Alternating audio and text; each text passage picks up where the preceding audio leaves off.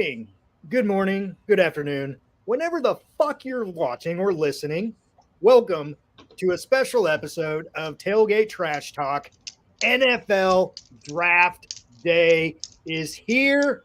I got my main man, Gary Freeze, sitting on the other side of the screen from me. Gary, how you doing, bud? I'm doing good, man. I'm excited. I don't think I've been this excited about a draft that didn't have a clear-cut like quarterback at number one in a Hell yeah. long time. Because usually it's like that guy's going off the board, and then it's all about like who's next, right? Yeah. But now it's we've got a few quarterbacks that are kind of bubble. They may go early if a team really feels the need to get a quarterback. They might go late, might not get any in the first round. There's the potential for that. I doubt that's going to happen, but Yeah. this is going to be fun, I think, because you've got a lot of skill position players that are going to kind of make this draft. And if you're a team that needs a wide receiver, that needs a defensive back, this is the draft that it's going to be deep for the first 3-4 rounds. And then you can really build out a roster in the mid rounds with this draft. I think this is a really good draft for GMs. They're looking to round out rosters. Exactly. Gary Freeze Sr., happy draft day to you. Happy draft day. It's like Christmas.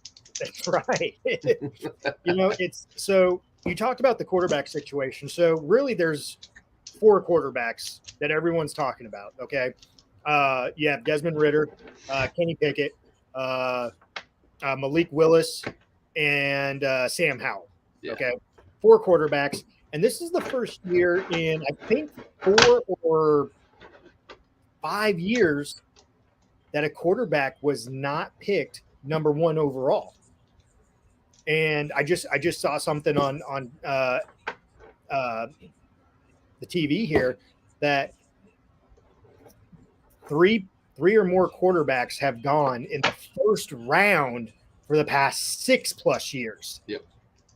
And now we're at a draft for this year to where you may not even get one quarterback going in the first round, but there will be a quarterback going in the first round because I have going number 2 to Detroit Lions, baby. Yeah, I like it.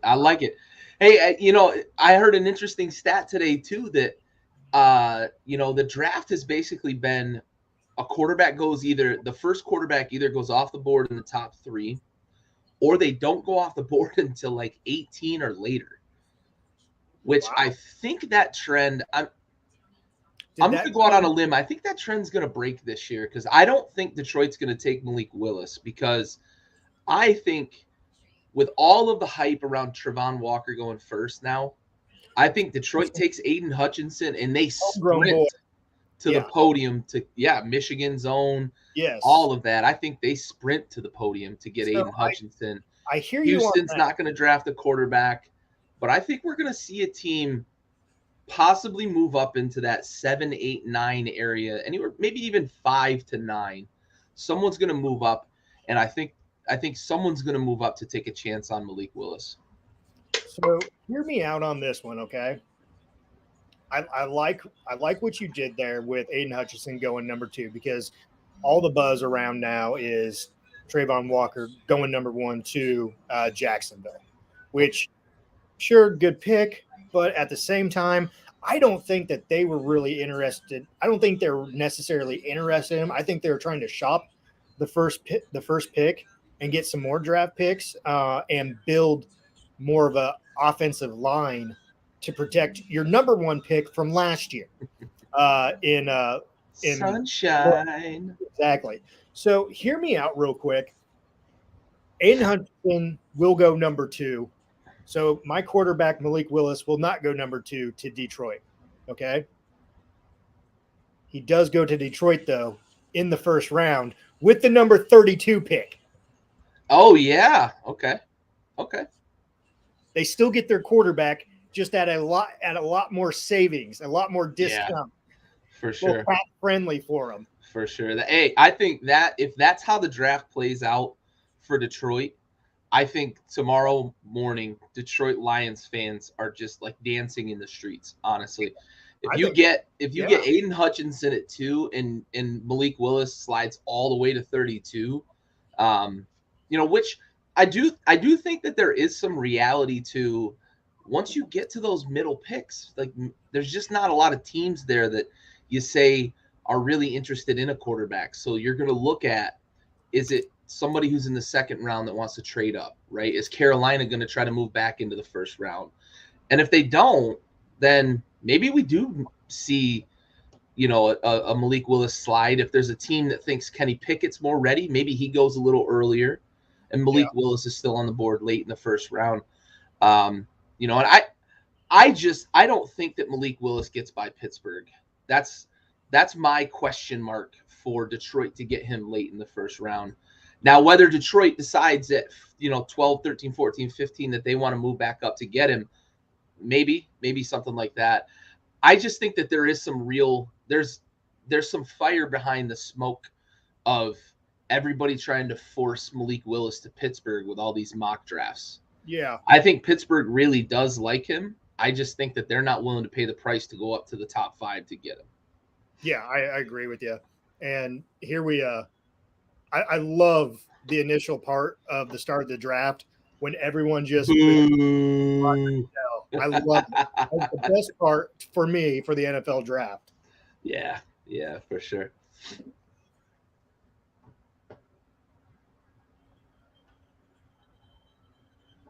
Is that Mr. Carr? Was it Carr? I couldn't. It is. They're in Vegas for the draft. That's true. They are in Vegas. Yeah. Who's up there with him though? Marcus Allen. Marcus Allen. Oh, that's Darren Waller. Darren Waller. Yep. Okay. After all the talk this week that they might be trading him to Green Bay. Yeah. Jason Coggins, my boys, what's up, man? Haven't been on since the national championship. I want to thank you for making a dream come true, no matter the outcome. That meant a lot. Jason, we appreciate you joining us again, buddy. Happy to have you back, and happy that you won. Happy that you won the tickets and got to go see Alabama and Georgia in the national championship game. Loved it.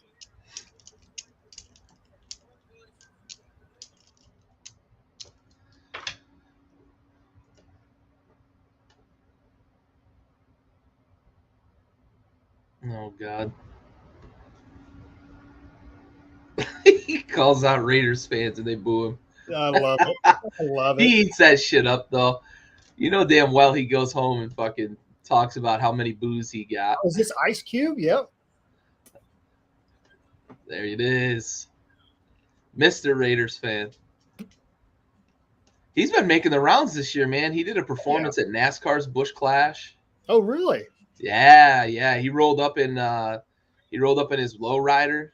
I think it was an Impala, and did a performance because they had it out in LA at the Coliseum. Okay. Yeah, they put a fucking track in there in the football stadium. The microphone's breaking up on him, or is that mine? No, that's him. He's too fucking loud. They have it tuned for Goodell's voice. It's not NWO speaking something about it.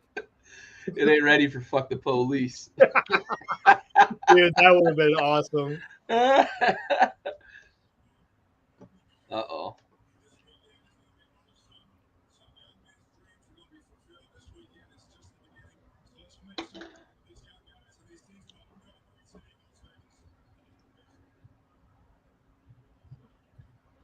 DC with the slick back haircut, man. The slick back hawk. Got the stove going.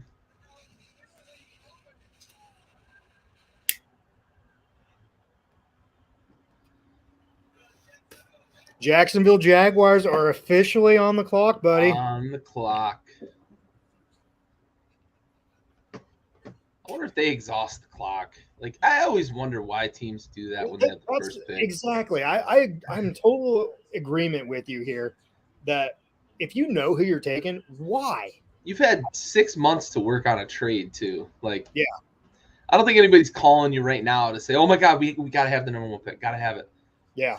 Just get up there and make a guy's dream come true. 752 miles to go to the national championship. Hey, man, if my team was playing in the national championship and I had tickets to it, yeah, I would drive that as well too. Yeah, buddy. Yeah, absolutely. Yeah, buddy. So while we wait for Jacksonville's pick here, let's talk a little college football and the big news that's happened so far this week, and obviously coming yesterday with Mark Emmert going to be stepping down by June of 2023. Yeah. What are your thoughts on that? I think it's good to get some new blood in there. I think Mark Emmert's done an okay job, honestly. The game has grown, the popularity has grown. We've got a playoff now. I just think that I hope that they go with, they're obviously not going to bring in like a Gen Z or anything like that, but like get some younger blood in there, somebody who's more in touch with the game and how it's evolved, the NIL especially, right? How do we get somebody in there that can embrace the NIL? I don't want to bash on Emmert because I think, yeah, no more mock drafts. It's real now. Although you're going to get mock drafts tonight for the next 2 rounds and then Friday night for Saturday, but whatever. But what do you think? How do you feel about Emmert? I'm in a disagreement with you here. Yeah. I don't think that he has done a very good job. The only thing that they have done right has been the national championship playoff system for college football. And even that, in some aspect, they have not gotten right. I think the 4 teams is too little. I don't think that he has adapted well at all, obviously, with the changes with college football, with college athletics in general, with whether it be NIL or just the championships across the board in all sports. I just think that if they would have addressed NIL 6, 7, 8, even 10 years ago, when it was somewhat first, came about and they started getting sued for NIL. I think if they would have addressed it then and considered it and put in place some rules and everything else, I don't think that we would be where we are today as far as the transfer portal. Every state and every institution, having their own rules. I think we would have a clear set of rules. I think the transfer portal would not have as many players as we do currently, whether it be for football or basketball. I really think that whoever replaces him, and let me throw you a name out here, but let me throw you 2 different scenarios, okay? Condoleezza Rice or not a like a presidential person. And when I say presidential person, Mark Emmert was the president of the NCAA. Okay. For me, when I'm saying that, I'm almost talking like a CEO of a business or something like that, because frankly, the NCAA is a business. It needs to be ran like a business. So now what you have, if you go the CEO route, you have your CEO here at top, and then you have your quote unquote like regional managers or division managers, and you have those for each sport. Presidents. So that's kind of where I'm at with it. I'm, to be honest with you, I'm glad to see him go. It just, everything that just went on, especially during COVID, where you have you don't have clear, concise rules across the board for your conferences, for your sports. Every conference had a different protocol, and that hurt some teams down the road. I mean, look at the Pac-12, that year. What'd they play? 6, 8 games, maybe? Yeah. You Even know, the Big Ten was having trouble getting enough games in. Big Ten, I think maybe had 10 games or something like that. I'll counter that with this, though. I think so. I think Mark Emmert runs into the same problem that guys like Roger Goodell, David Stern, well, now Adam Silver, and they're the mouthpiece for, like, Emmert's the mouthpiece for the NCAA, and he has a lot of people behind the scenes putting pressure on him to verbalize things in a certain way, to speak that voice. But those decisions get made, more on kind of the consensus route. So I think that while I agree with you that I don't think Mark Emmert was a great president, I think that he has done some good things. I think having a playoff is a win. Sure. I think having the NIL is a win. I think the transfer portal was bumbled, and I don't know when we go away from it, if we go away from it, but I think we need to at some point. It was a response to COVID. I get that, but let's start to rein it in. So that's why I agree with you 100%. If they went out and brought somebody in who was more CEO-like, I think these decisions would be made at a much faster pace, because that's the kind of person that can get people to rally around an idea, as opposed to what Emmert and some of the other commissioners are. They're the ones that they go back and they converse, and they have to follow kind of the rule of the owners in the the professional leagues, that sort of thing. So, like, yeah, I get what you're saying, and I understand it. The other thing I would counter with, in terms of the COVID stuff, is that the conferences, when they delegated, a lot of it was because the states each had their own regulations too. Yeah. All right, picks in. Trayvon Walker. Yeah. What do you think of that pick? You were higher on Trayvon Walker than I was, so what do you think of the pick? I think for him,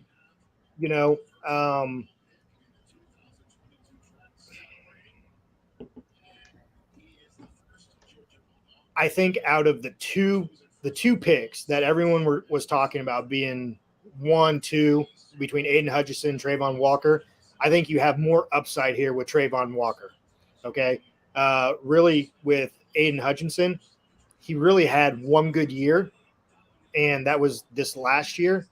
And if you watch that game against Georgia and Michigan, Aiden Hutchinson didn't do shit. Trayvon Walker here is fast,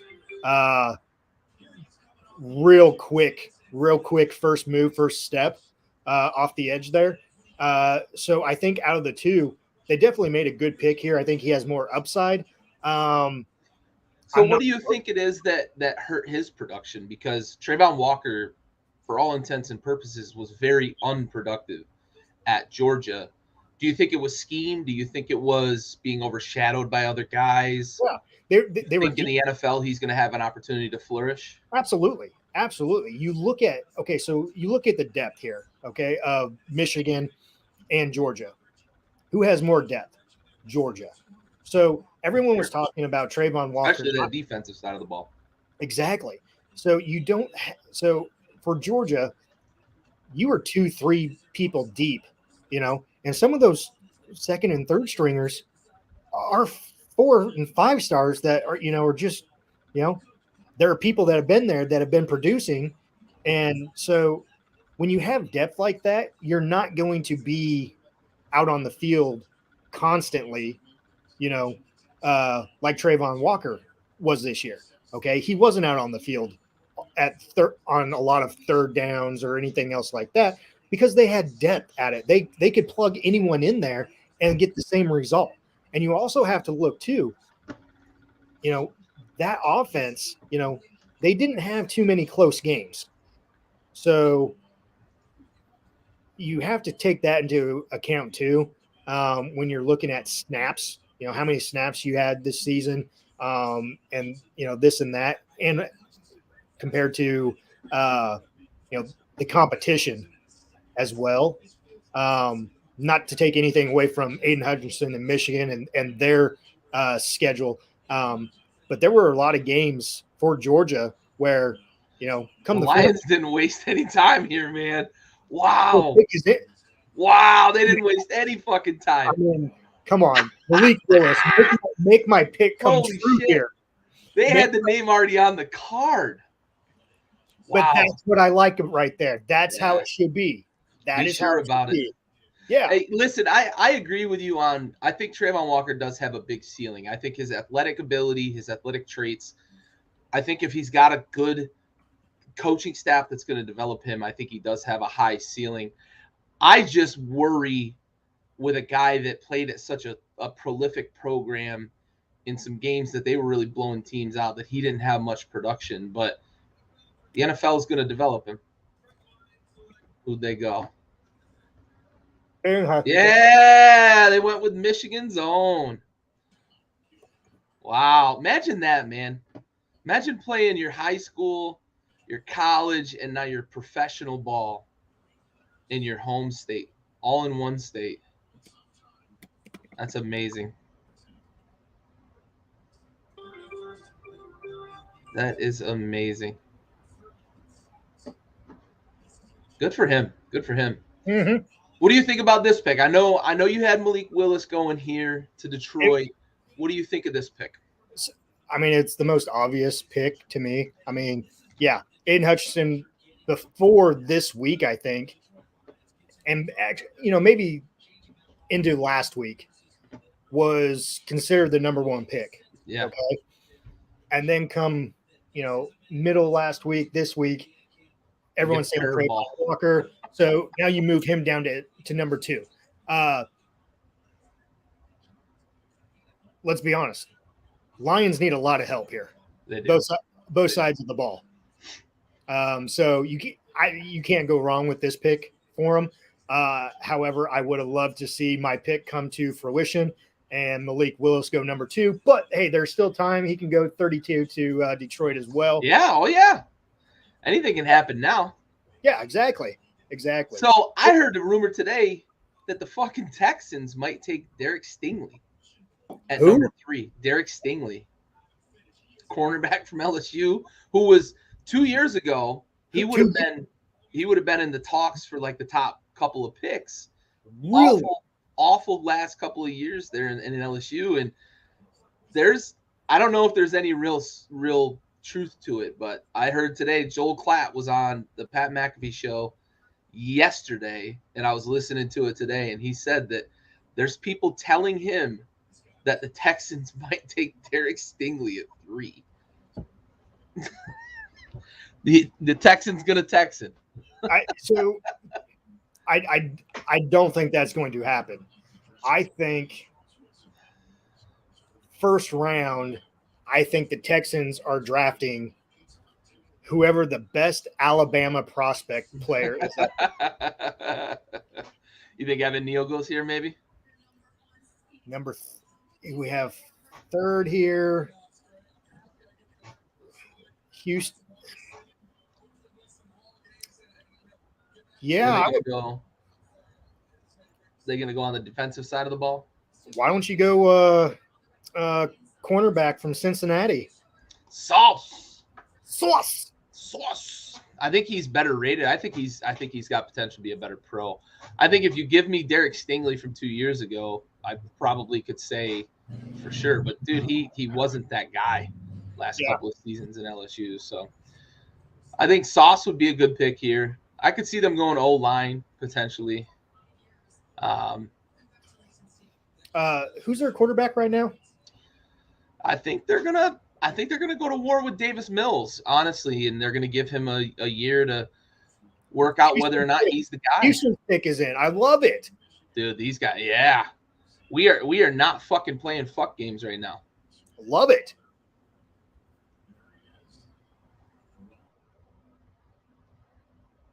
Yeah, they were really bad last year on defense.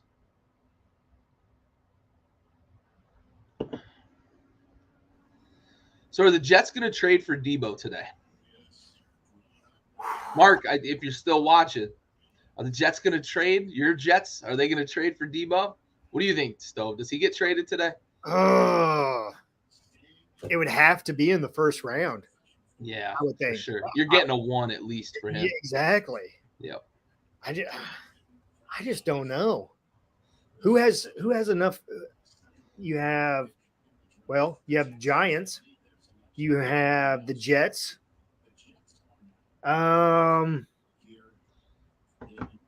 Man, would you, if you're Debo, which of those two teams would you rather go to? You have Daniel Jones, who as of today is not getting signed for that player option for year 5. And then you have what's his name? Zach Wilson. Zach Wilson up there in New York, Jets. I'd rather play with Zach Wilson if I'm Debo. I agree with you on that. Give me the guy that looks like he's got some potential, not the guy that has the most fumbles in the league in the last 3 years. Well, and you just don't know with Saquon. Yeah, that's true too. You just don't know. There were some rumors they were going to try to trade him, but rumors for him and McCaffrey from Carolina. Yep.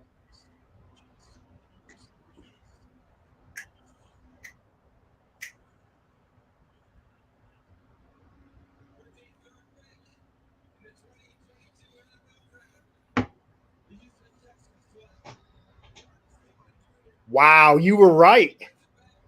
Wow. Is fucking O'Brien down there again? Whoa. Hold up here. Okay, so they're just saying what you just said. If you go back to 2019, why are we going back 2 years? You're talking. Oh my God. You're going 2 years ago. You're going off of what he did 2 years ago? The dude plays in the SEC. This is the Texans, man. Oh my God, that's so bad. Oh. That's so bad. Wow. I do not. Here's all his highlights from 2019. Yeah, I do not like this pick at all. Oh my goodness. I mean, if you get 2019 Stingley, fine, but no. I don't Boog's like it. Making excuses for him. Stop, Boog. Stop, Boog. That's yikes. Talented? No. Well, no, absolutely not. You can't make excuses for the guy over the last 2 years. 1 year, fine, but not 2. Wow. Wow. Yeah. Now, do we see that team logo down at the bottom change from the Jets to the 49ers here? I think more likely, if the trade's going to happen, I think it's more likely going to be their next pick at 10 probably. I don't know that they'll trade number 4 for Debo, but if I'm the Niners, I'm demanding number 4. Exactly. I don't think Lynch would go for it though. Yeah, I'm not sure what the hell they're thinking out there in San Francisco. Like you hear them talking, we don't want to trade him. We don't see a scenario where we would get to the point that we're comfortable trading him, and then the rumors just keep coming. Did you see the video with him talking to AJ Brown on the phone? I have not, no. Oh, he's talking to AJ Brown on the phone. He says, "Oh, I haven't even gotten an offer," because AJ asks him like, "What did they offer you?" And he's like, "I haven't even gotten an offer." Like, wow. Yeah. All right, we're on a commercial break here from the draft. The Jets have 4 minutes and 20 seconds, so we'll take a quick commercial break from our sponsors, PocketPairClub.com, PocketPairClub.com, club number 26888 for all your gambling needs. PocketPairClub.com.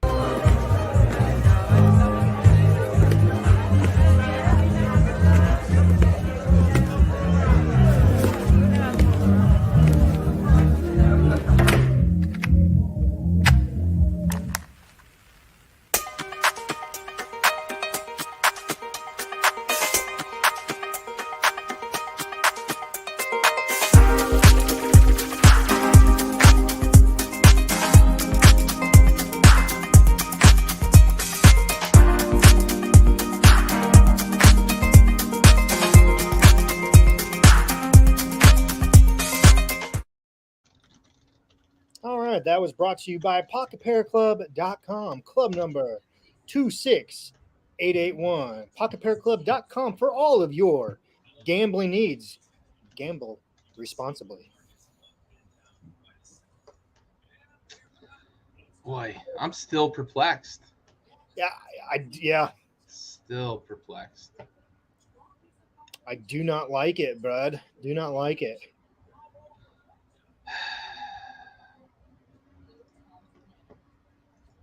Crazy. Crazy.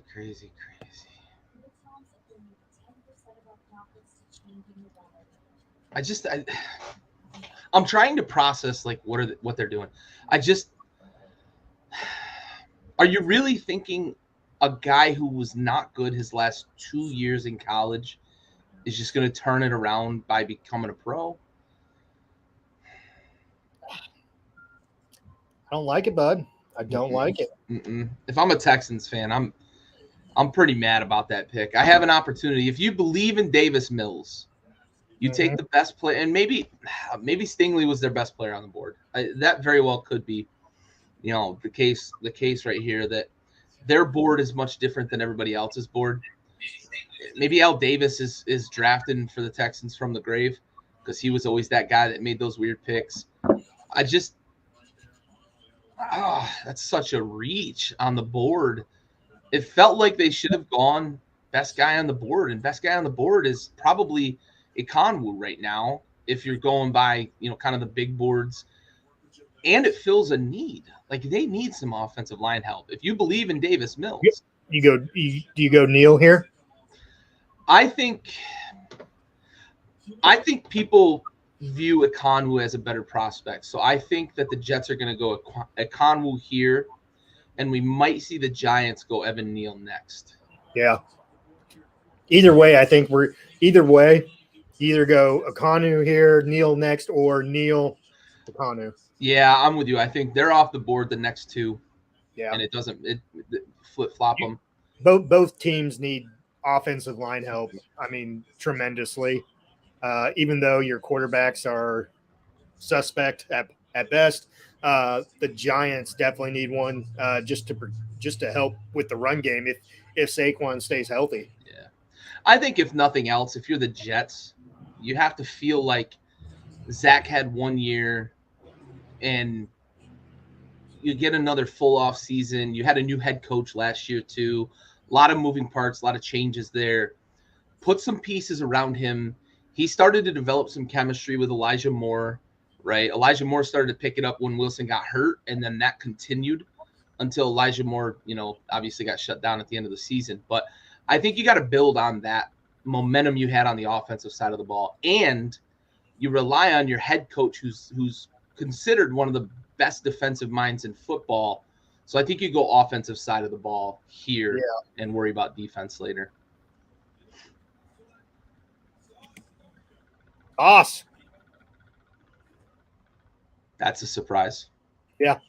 A great player. I don't want to – I think it's a good pick. I think if you're just going best on the board, because I'm always a big advocate of best on the board in the first round. Yes.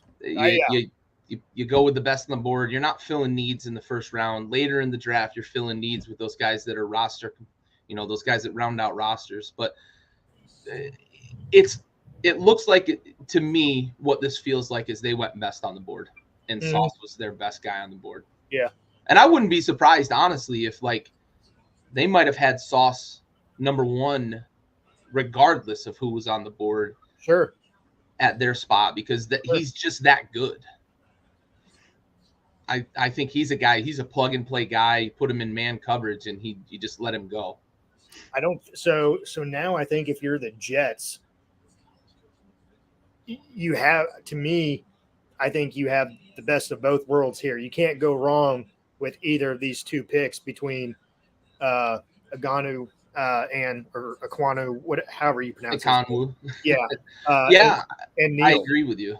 Especially with this. Whichever one they've got rated higher. Yeah. I think offensive line is an absolute necessity for the Giants. If I'm picking for the Giants, I go Evan Neal. But I like I said a minute ago, I think most people view Ekonwu as the higher ceiling guy on the offensive line. So Well, and I this wouldn't be surprised. This will be their new GM's. This will be his first pick. Yep. Man, being compared to Antonio Cromartie for Sauce here. I like that pick. You know, I do. I think if you're telling me the Jets went best on the board, I think they made a good pick here. Yeah, absolutely. Look at them fucking longest reception allowed was 13 yards. 13 yards. No touchdowns in coverage in his entire college career.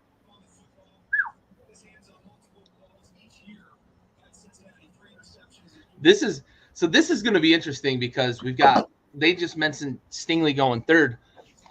We're going to have over the next 5 years, right? Who's succeeding in the NFL and who's not? Are the Texans regretting taking Stingley over Sauce, you know, or are the Jets regretting that Stingley didn't slide to them or anything like that? It would be interesting to watch that because we don't normally get that at the cornerback position, especially.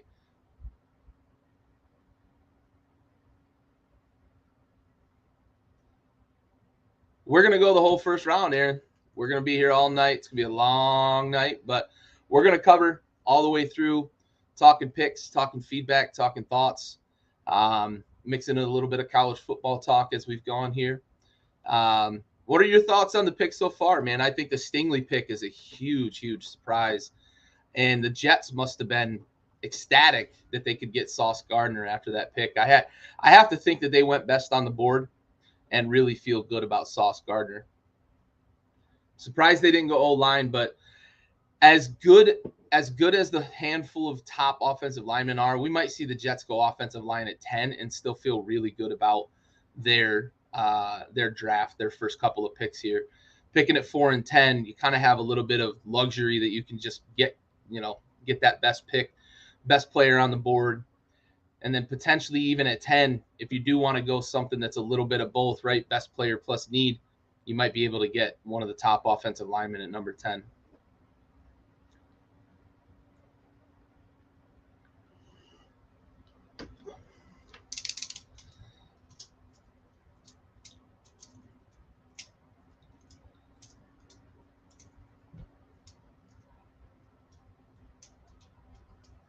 Yeah, top 4. Imagine if Kyle Hamilton goes right here to the Giants and we get top 5 picks on the defensive side of the ball. That'd be something. That would be something. There were conversations that Hamilton might be linked to the Giants this offseason, so it'd be interesting to see that. Pick is in though. We're getting some quick picks, man. We haven't exhausted the full 10 minutes yet. Getting guys going up to the podium. Let's not play these fuck games.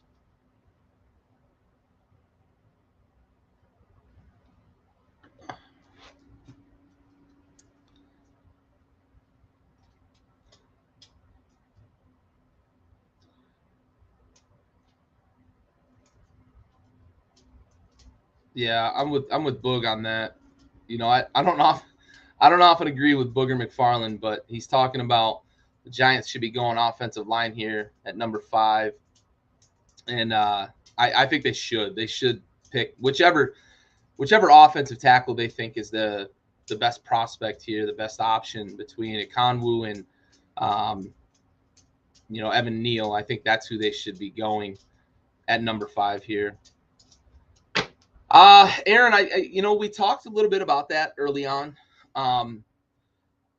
I think it is a possibility if we see Malik Willis continue to slide here as we get closer to 7, 8, 9, 10, maybe even 11, because there has been some talk that Washington still might take a quarterback despite the Carson Wentz trade. I think you're going to start to feel some pressure if you're those teams in the back half of the draft that, have interest in Malik Willis. If you're one of those teams, you might start to feel some pressure to come up in the top 10. So I think if anybody's going to come up and get Malik Willis, it's going to be Pittsburgh.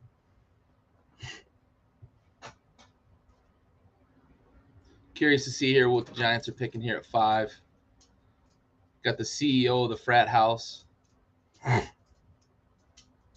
feeling good about himself.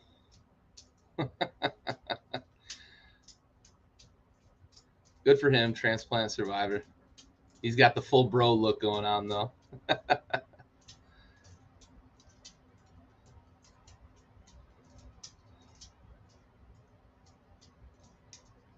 Nice.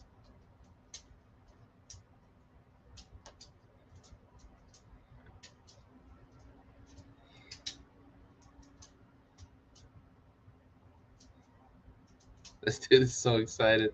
Good for him. Wow! 5 defensive players off the board. Kayvon Thibodeau.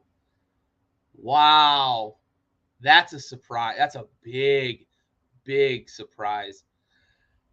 I don't know that that's a position that they need. But again, you know, I'm going to reinforce. You take the best player available in the first round, and it looks like the Giants did that. You know, with looking at their roster and their needs, their holes in that roster, it feels pretty obvious that they went top guy on the board as well here. And this is a guy who was part of the conversation for number 1 pick, right? It was early on in the draft process, early on in the combine and evaluation process. We were talking Thibodeau versus Hutchinson. Who goes 1, who goes 2? Those were the 2 guys that were going to come off the board 1 and 2, right? One was going to go to Jacksonville. The other was going to go to Detroit. But as the process went on, Thibodeau was slipping because people were starting to realize, you know, oh, he takes a play off here and there, or he's not as explosive as he seems on film, those sorts of things. And the Giants clearly are still buying. And I saw projections of him as low as like 10 to 12. And then now he goes 5. So I think the Giants are hoping that he returns to form here, you know, to what he was before the injury at Oregon. Man, that's a surprise. That's a big time surprise. Wow. I thought for sure they were going O-line. I didn't see that coming at all.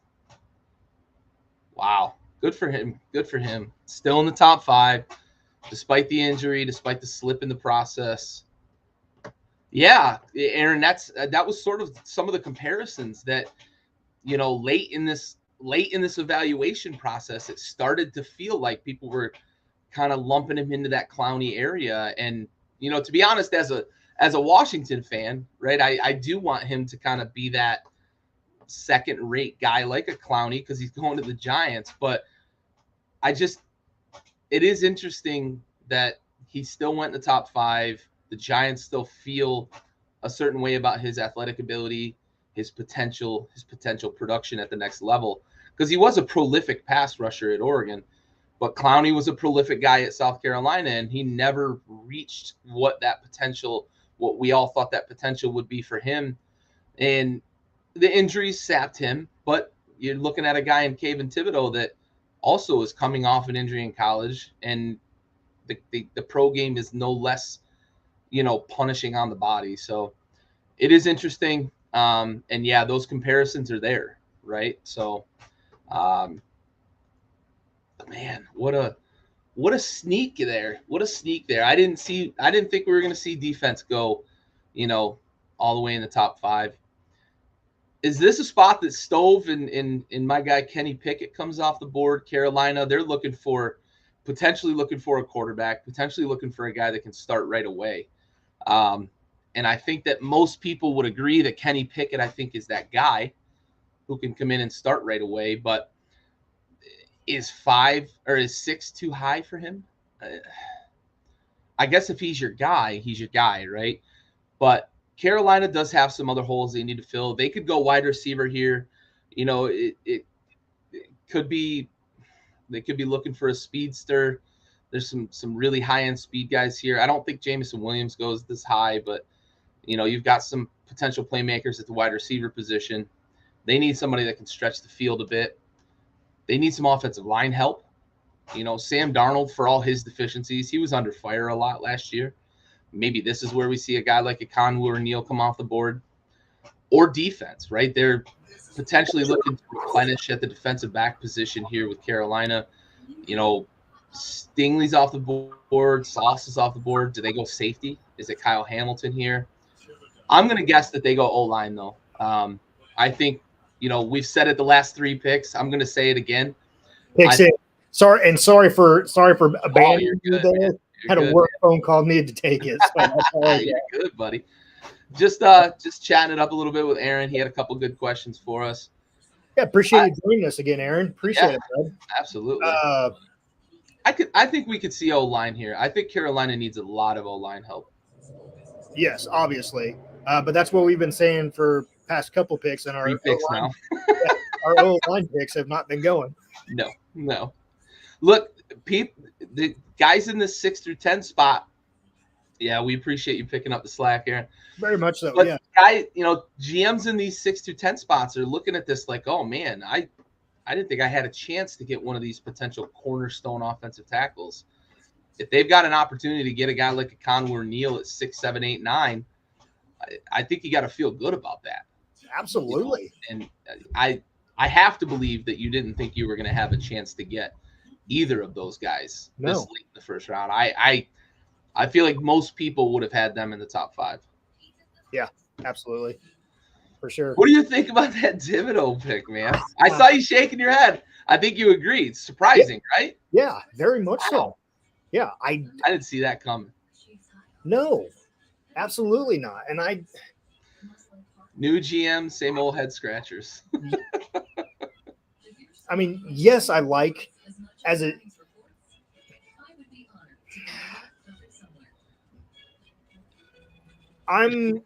no.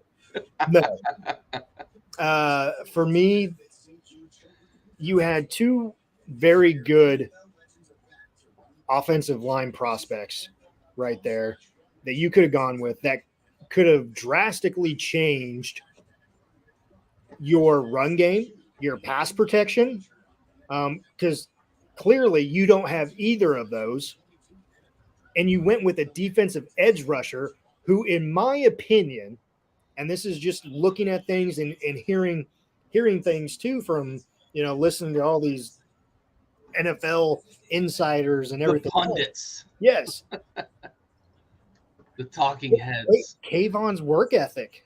Yeah. I think that's the big thing. Was a big head scratcher for a lot of people.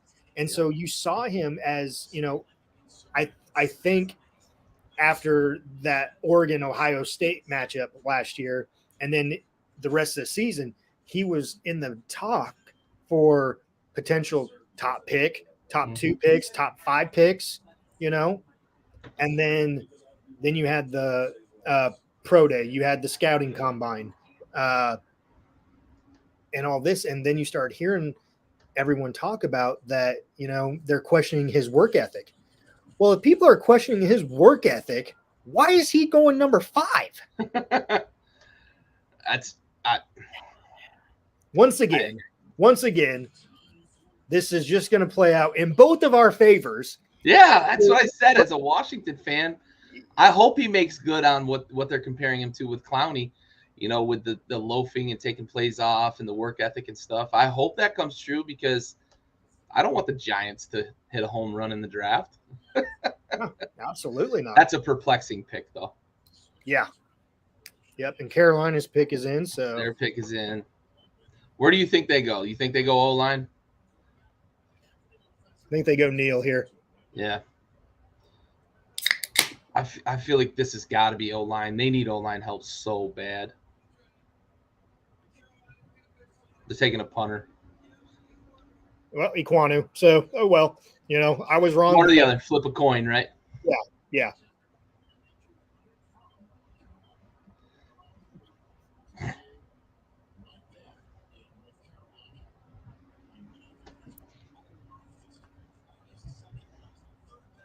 I think that's a good pick there, honestly. If I'm the Panthers, I look at what we haven't been able to do over the last couple of years, and that's protect the passer and protect Christian McCaffrey and keep guys off of him. So I think if you're gonna get to what Matt Rule wants to get to there in Carolina, I think this is the right pick. Yeah. I'll have him number 2 on the big board, huh?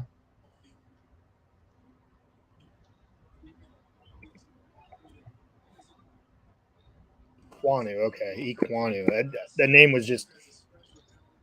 I think I mispronounced it anyway, so it's one of those names. Yeah, exactly. Yeah, but yeah, look. I mean, you look at a guy who can play inside, outside. I think he's a guy that gives you versatility along the offensive line. I think you slot him in at left tackle and just forget about it for the next 12 years. But man, that's a good pick for them. Ooh, Carolina into Jason Peters. Yeah. That athletic ability, man, I think that's probably a fair comparison. The way he can move. All right, so who we got on the clock now? Giants are back on the clock. Giants again. So okay, maybe they get their old linemen still. Maybe they get Neal here, and they might have figured if they take Evan Neal or Equanu, maybe the Panthers go and take Thibodeau, maybe, and they could still. If the Panthers take one, they can just get the other. Okay, good. If they do that, then good thinking on their part. I'll give them credit for that if it works out for them. But if they have another head scratcher here, like yeah, interesting.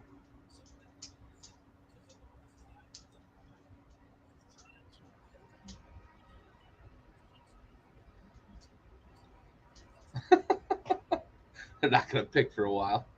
Nah. I like Louis Riddick. Yeah. The Giants are milking the clock. Jesus, New York. Come on, guys. Well, since they're going to milk the clock, let's go to another sponsor break brought to you by XL Constructors out of Overland Park, Kansas, for all of your construction needs.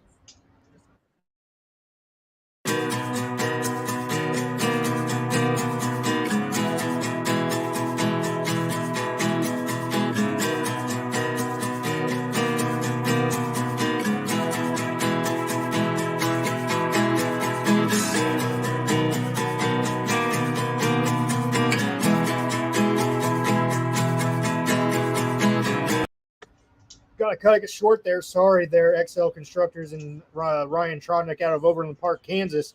For all of your construction needs, the New York Giants have made a massive pick here. They got it in quick.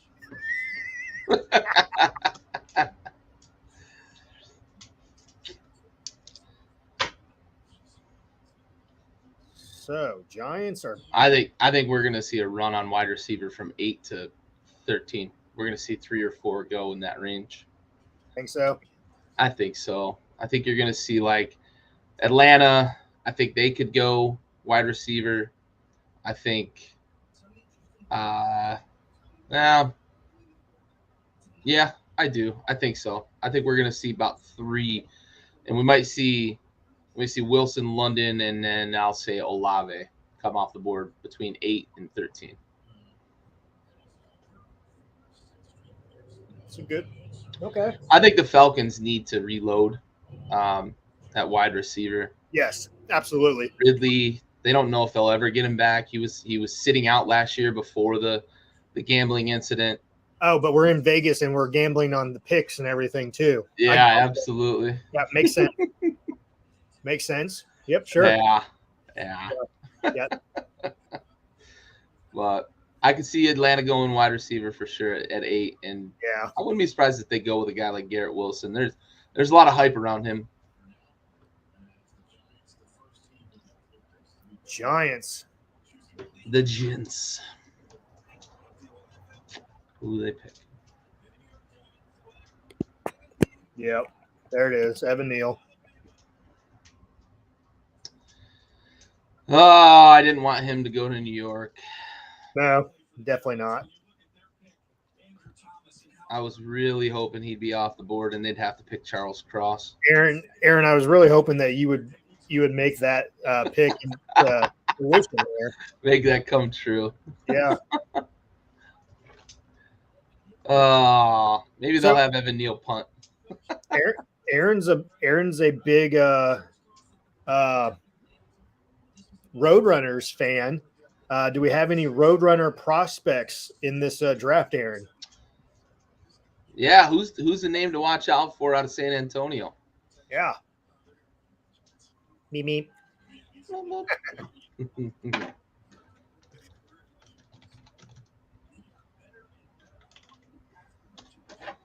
Oh, it's kind of cool how they have the little hallway there filled with cards. Tariq Woolen. Interesting. Yeah, that is pretty cool where they got the little entrance and all that fun stuff. It's a little different.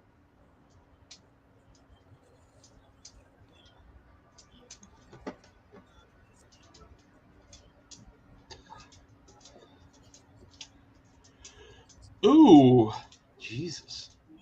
So Tariq Woolen ran a sub 4.340. Damn. Ooh, and he's 6'4". Wow. Wow.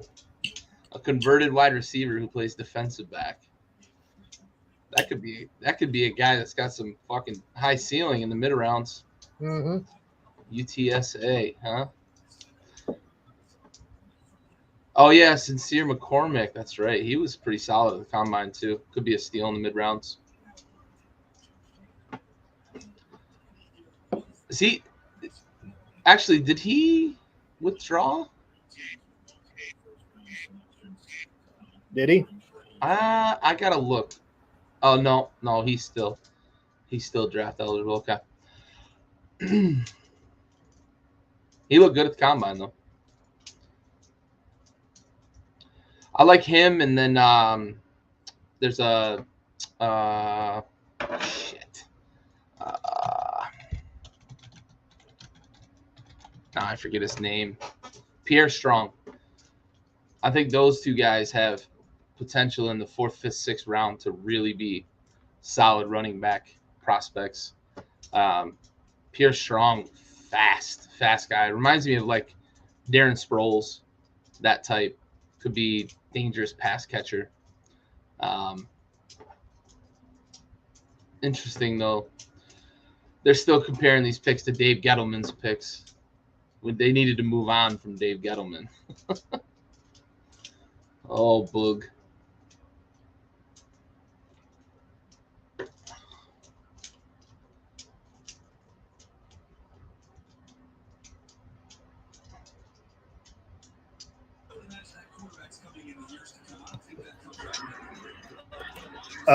I just got off the phone with Arthur Blank. Roger Goodell? No. Oh, Arthur Blank. Okay. Yeah, I like Arthur. We are going to wide receiver here. All right. So I like it. Insider knowledge, baby. Insider knowledge. You heard it here first.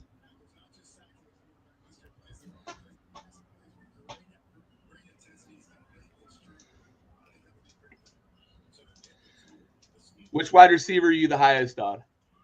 Who do you think the Falcons should pick here?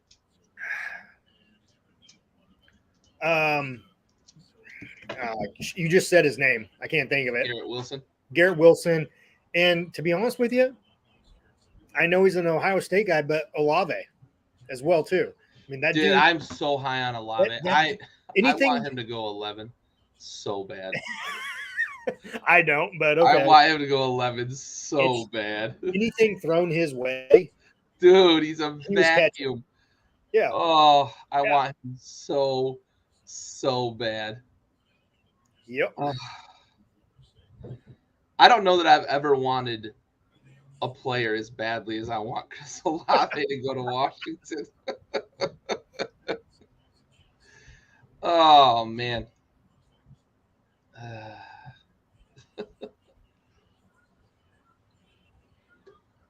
I think the last time I felt this strongly about a guy that I wanted to get to us was Jonathan Allen.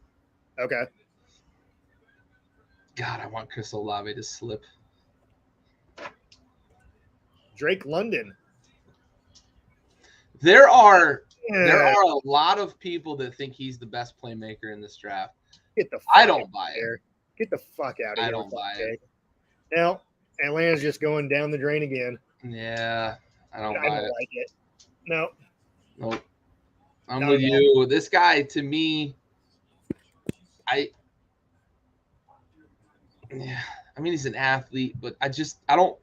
I don't care. The production's not there. No, exactly. Production's not there. He's a third team. Yeah. Third team. Yeah. He's one of those guys that's a junior that could have benefited being in a Lincoln Riley system. Oh my God. You're not kidding. I mean, I guess going 8th overall is whatever. 8th overall, sure. I don't know. You know, I don't buy it. 88 receptions for however many yards it was, 1,300 yards or whatnot, for his career. For a team that was always behind. The Pac-12 hasn't been shit. Yeah. For the past 3-4 years. That's his entire career. Yeah. Yep. I don't buy it.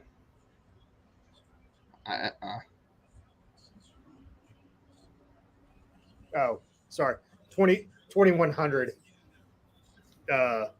yards in his career. That doesn't sway me. No, absolutely not. Yeah, I don't know, man. I get that he's an athlete. I don't see it. Boy. I feel like they could have gone Garrett Wilson. They could have gone Chris Olave and gotten a lot better value. Absolutely. Absolutely.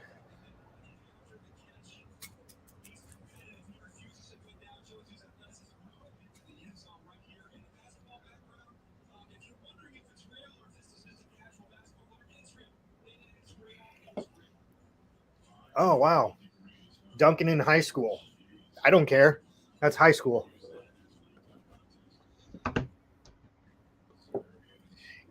Man, some of these picks.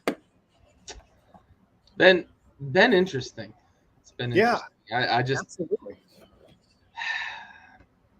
I know you want to get athletes out there on the field, but I don't think Drake London's the guy you want to build your offense around. Yep.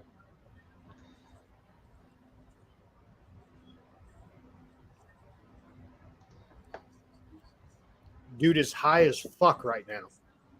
Yeah. Yeah, he is. I mean, yeah, he is. The NFL said they're not going to test anymore, so might as well. Does a quarterback go to Seattle here? Oh. Or are they gonna tank for a year with Drew Lock? They're gonna tank. I could see defensive line or offensive line. I could see Kyle Hamilton here too, maybe to the Seahawks. Here's the thing: they're going to be building for a team in without 3 years. Without Pete Carroll. You think so? Next year's this is it? Yeah, I really do. I think that's a fair assessment. I think it's very, very possible. And so, and maybe they go Hamilton here. Maybe they try to recreate like the Legion of Boom, get real strong at safety like they were for a while. So, Aaron, who are the Cowboys trying to get? I'll tell you who they're trying to get. They're going to try and draft a coach here. No lie. Can we get Nick Saban? Is he draft eligible? I don't like McCarthy, man. I can't believe. I don't like the McCarthy. I didn't like the McCarthy pick last year or 2 years ago, whenever it was. No, you know, I can't believe they're sticking with him. I can't after either. last year. No, like I can understand running it back when Dak got hurt, and in 2020, right? I can understand letting McCarthy have 2021 because he didn't have his quarterback. Yeah. But you had your quarterback all year last year, and you got flat out embarrassed on a national stage with the way you managed the game. Yeah. I don't know how Jerry just unless he's just being stubborn as Jerry does. But I could not believe that Mike McCarthy kept his job. I thought Dan Quinn was just going to get promoted. I did too. Or possibly Kellen Moore, but yeah. Golly. So here's my thing with the whole thing. I think if, and this is what I hate. You should have tried trading Zeke. You should have kept Cooper. And as a management and as a head coach, you should have been fighting for Cooper to be kept. And you have Pollard, draft a fucking running back in this draft or something, or go after free agency, something. Like, get some draft picks, build up that offensive line again, because your defense is pretty solid. It was pretty solid this last year with Dan Quinn running the helm, okay? Your run game was not, okay? Your pass protection was not. It has not been the Dallas Cowboys offensive line like it was 3, 4, 5 years ago when you had those all-pro linemen, okay? You overpaid for Zeke. Oh, yeah. Everyone knows it. He has not produced since he got paid. And we just talked about this last night on our baseball podcast about when players get paid, you get fat. You get fat. You get lazy. You get complacent. And that's exactly what's happened. I don't care if Zeke came into training camp in the best shape of his life. He didn't fucking produce. He did not fucking produce. Get rid of him. Keep Cooper on the outside in the slot. Like, you have Amari Cooper, who is one of the best route runners in the game right now. And you let him go. Yeah. I don't get it. I don't get that organization anymore. It's hard to see, them do what they do in some of these picks and some of the moves that they make. And honestly, I hate to say it. I really do. But I think it needs to be done. I think someone needs to try and buy the fucking Dallas Cowboys from Jerry Jones. Whether it's Elon Musk or Bezos, Musk. You're buying Twitter. He says he wants to buy Coke, put the cocaine back in. He might as well buy the Cowboys. Might as well. He's spending all this money. Hey. Like, yeah. I mean, he's got the paycheck to do it, or the checkbook to do it. Yeah. Seahawks picks are in. Yeah. I'm curious if they go quarterback here or if they're going to try to build.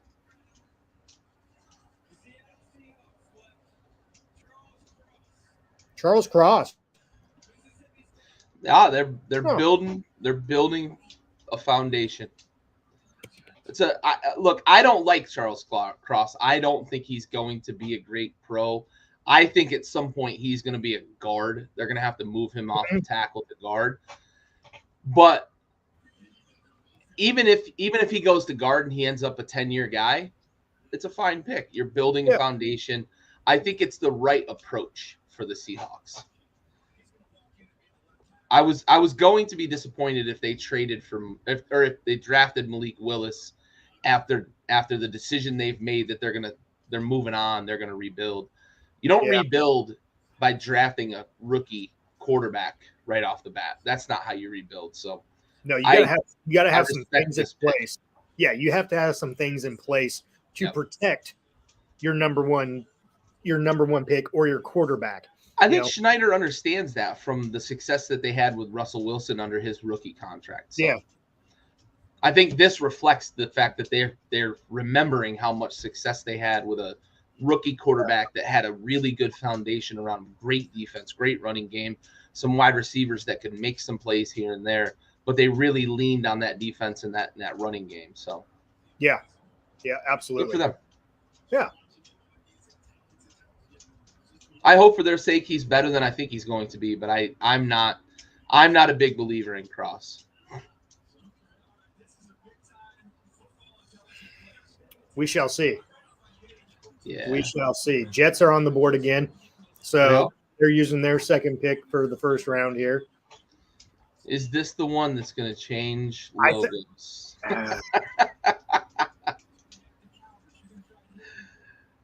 Let's see here.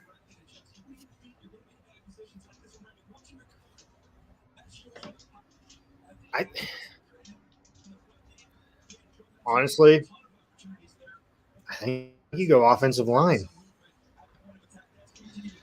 Who's left on the board? I'm trying to think of who's after Cross. There's All right, so hold up here. Let's look at something here real quick. Okay, let's look at your first top 10. Oh, let's not do that. No, let's. Okay, so you still have Kenny Pickett. Okay, you still have Kenny Pickett.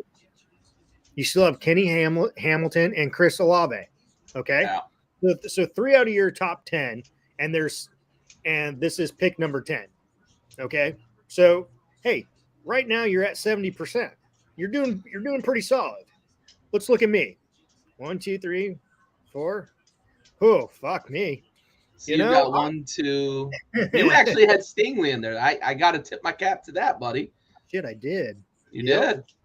So you've got what? So okay, 1, 2, 3, 4, 5 still on the board. You're at 50%. So here's where the Jets go. Here's where the Jets go right here. Tyler Linderbaum, center, Iowa. That's where they go. Dude, he's a fucking mauler. Whoever takes him is getting a stalwart 10, 12, 15-year starter at center. Okay, that was your post. This was your post combine. So hey, you got was a little better. Hey, you got Aiden Hutchinson right at number 2. I did. Did not get the first pick right though. Hey, it's all right. It happens. Wow, Trayvon Walker. I did move him up to 9. You didn't have him in your first one, but you have him number 9 in your second. So hey, kudos to you for bringing him up there. I shot a better percentage on my first 10 though. Yeah, and here's wow, just fucks it up here big time. We both shot a better percentage on our first 10. Yeah, we did. Yes, we did. Yep, we did. Man, we both need to get this one though. This number 10, it might help our numbers to get back to respectable. Hey, you're at 70% right now. I'm at 50%. So yeah, true.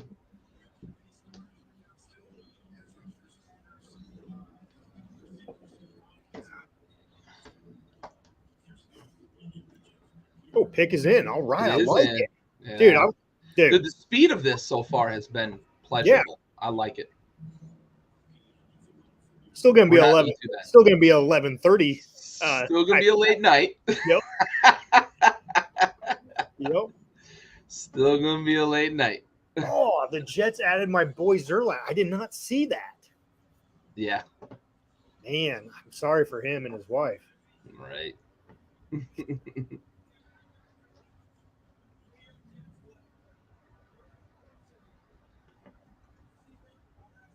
Good for them. Golly, I love that pick. Listen, if you're gonna mirror anything over the last 3 to 4 years to help your quarterback, look at the Bengals and look what they did, putting playmakers around Joe Burrow. If you think you've got the offensive line there in New York, this is a great pick. I love putting another big-time playmaker outside for Zach Wilson. You might see Wilson squared here, but I love him opposite of Elijah Moore. They bring 2 different styles to the game. Garrett Wilson's a burner. Elijah Moore's a guy that he's more of kind of an in-traffic guy. I love this pick for the Jets. As long as they feel good about where they're at on the offensive line, whether it's people on the roster or picks they're going to be able to make on days 2 and 3, I love this pick. Put some playmakers around Zach Wilson. Get him comfortable. Give him some guys to throw to. Yeah. Chris Olave, let's go. Number 11. Come on, Olave. Malik Willis is still on the board, though. You did say originally Malik Willis. Yeah, I did. Yes, I did. You did.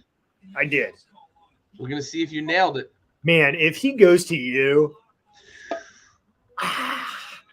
I'm starting to get real excited about the prospect of Malik Wilson wearing the burgundy and gold, man. It would be the last couple of weeks. I've really started to get excited about that possibility. Man, it'd be tough for me not to root for you and Malik Welcome to the Willis. dark side. Man, I'm really curious about where they go here. well, hey, you know what? You got Ron Rivera calling the shots here, so I mean, you can't really fuck it up. Oh, he will. And then blame somebody else. I won't say the name, but he'll find somebody else to blame.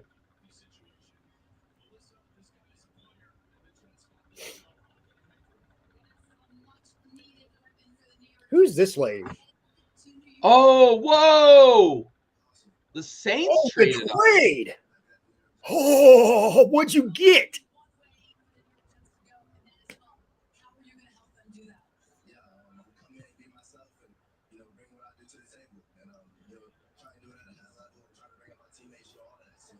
Wow. Wow. What did we get in return? Wow. So they moved. So they swapped. So we got their pick this year. It looks like. Where did they pick originally? 19. So they moved up 8 spots. Or it might be 16. So maybe 5 spots.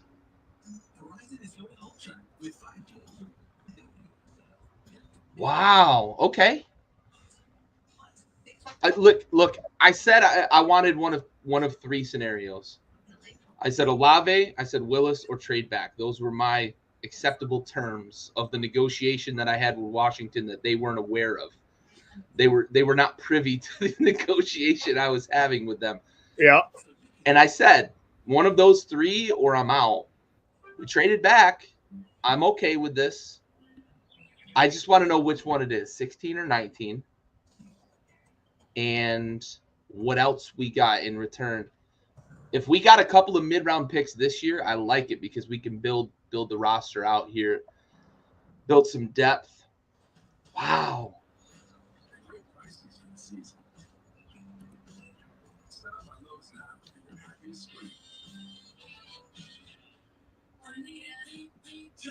Wow.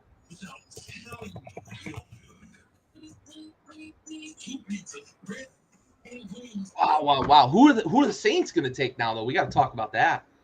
Quarterback. Holy cow. Malik Willis. Yeah, Dad, I was hoping Ron would pick the right guy, but we traded. Malik Willis, huh? You think they moved up for him? It's possible. Nah. It's possible, but who would they move up for? They got beads. Do we at least get to see some titties, though?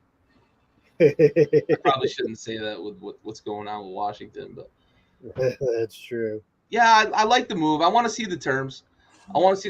But I'm okay with the trade back because I don't think this team is one player away, and certainly not a first round pick away from being a Super Bowl contender. So you still got to build the foundation. I want to see the terms. What are the terms? Let me see if I can find Shefty. Oh, there we go. 16th pick. And okay. Oh, I like what JP Finley's fucking singing right now. Washington gets the 16th pick and more ammo later in the draft. Rappaport reported it. Watch for Olave at 16. God, I love the sound of that. Golly, if we trade back, get some ammo in the middle of the draft, and still get Olave, ooh, I might do a little happy dance right here on live. Ooh, I like that. I wonder what we picked up though. Let me see what Rap Sheet has to say. Trading back from 11, Saints. Trading back from 11. I still don't see exactly what's the terms. So still interesting. But we moved back to 16. So we only moved back 5 spots. Be great if we got 16 and 19, fuckers.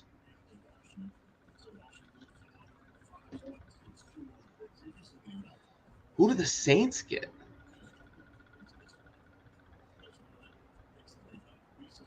Are they going quarterback? Yeah. You think so? Yeah. Do they go Willis or do they go Pickett? Who fits that offensive scheme more, do you think? Well, I don't know. You got a new head coach. Head coach. I think they're going to still try to run some of that Sean Payton type offense. If that's the case, I think a guy like Kenny Pickett fits that a little more. But if they are looking to really change things and bring in a new vibe, a new regime, I think a guy as dynamic as Malik Willis would be a good pick here.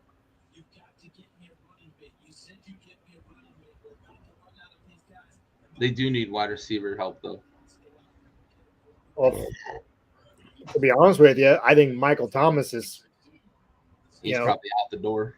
He's out the door. I think you've seen his best days. Yep. You know, I agree with you 100%. So they need some wide receiver help. Let's see. London's off the board. Wilson's off the board. Do they go Olave? God, I hope not.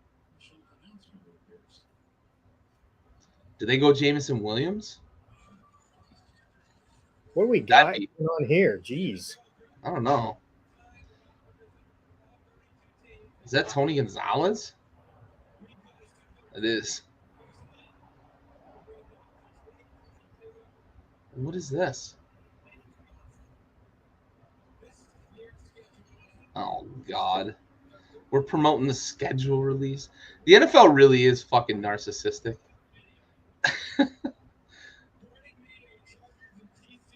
Yeah.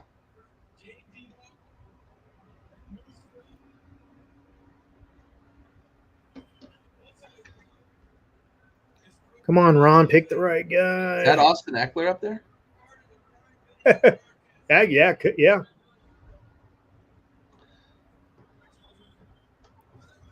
With all they got for some beads.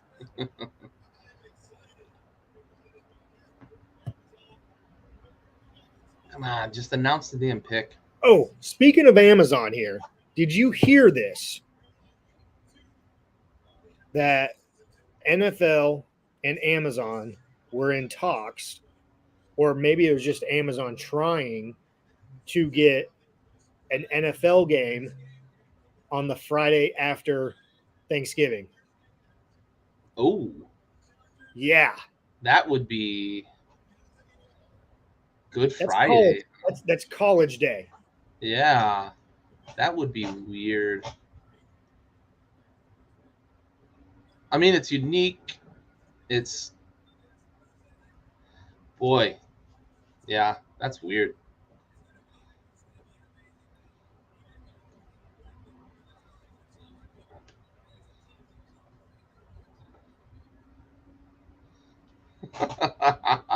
I love when players talk fantasy football. They're so aware of it. Oh, yeah, they are.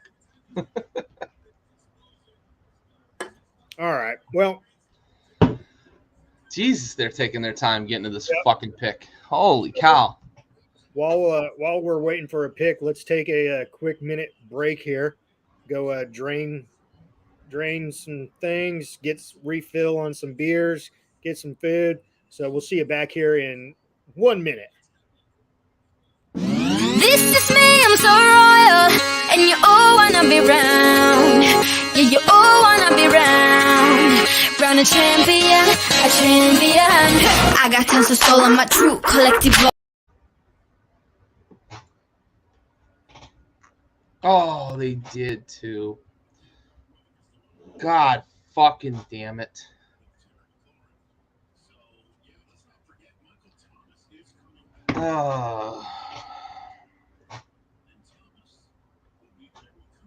I'm so fucking disappointed.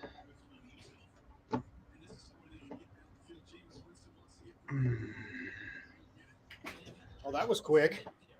Yeah. Oh, they fucking took Olave, man. Oh, they did.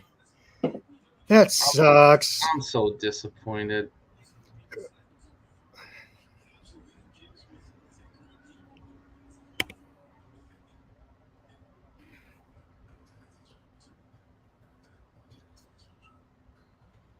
I don't even know what to say. Like Ron fucked it up. Like we fucked it up again. We fucked it up again. Unless we got several mid-round picks. Like this is But you didn't. I haven't seen the terms yet. Have you seen them? I haven't. No. I thought you did. I thought you said you did. No. They said we got more ammo later in the draft, but oh, I can't. I'm so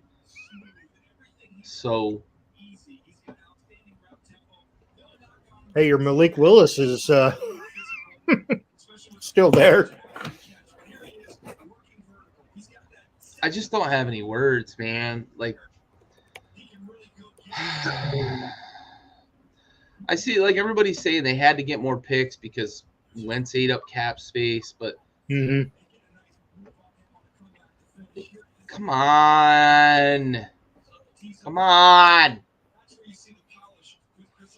Like we're gonna lose Terry McLaurin in fucking a year and a half. Like, yep.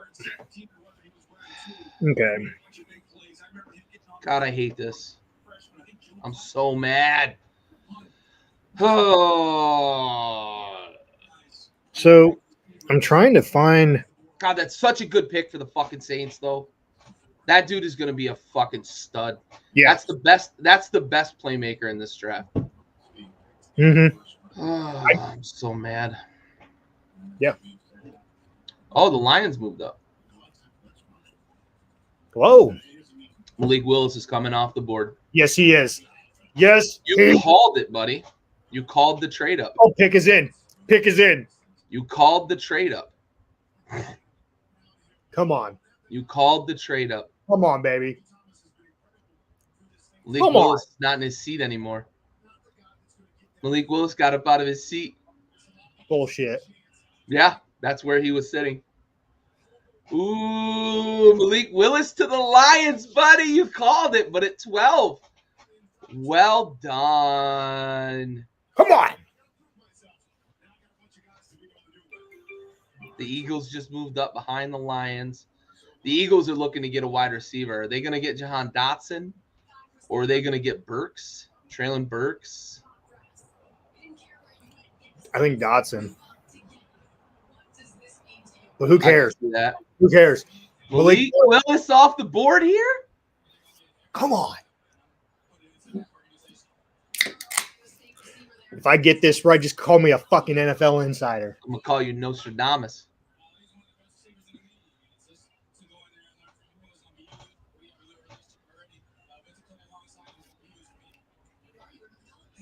Williams, maybe.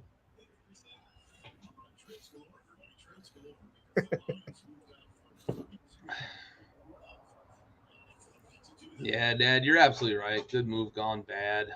I just okay, trade.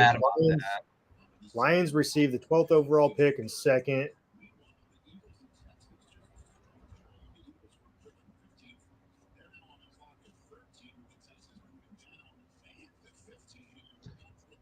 Oh, okay. There's the Lions. They got a second round pick. The Vikings got 32, 34, and a third next year. Okay. Let's go. The Vikings have to trade away some cap space too. So yeah, maybe they're looking for a quarterback. What happened to Kellen Mond beating Kirk Cousins out? Come on. Let's go, Malik. What a pick. Ooh, excuse me.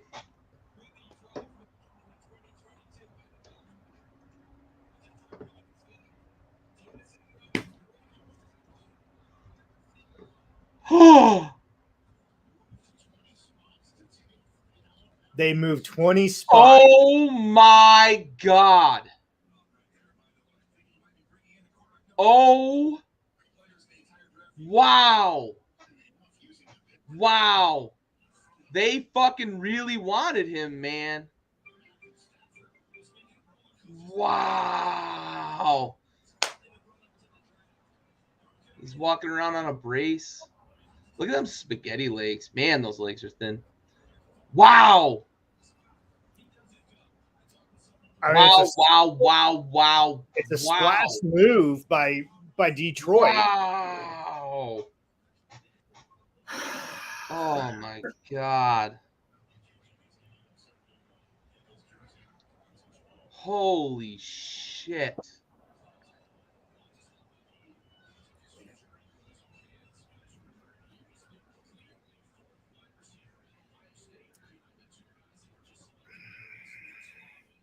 I don't know how I feel about this pick. Obviously, I don't like it because it fucked my Malik Willis to the Lions here. Yeah. But moving up 20 spots. They are real sure about this guy. And you're taking him off of a torn ACL. He's already working out without a brace, though. Is he? Yeah. They say he's so far ahead of schedule. Oh my God. Wow.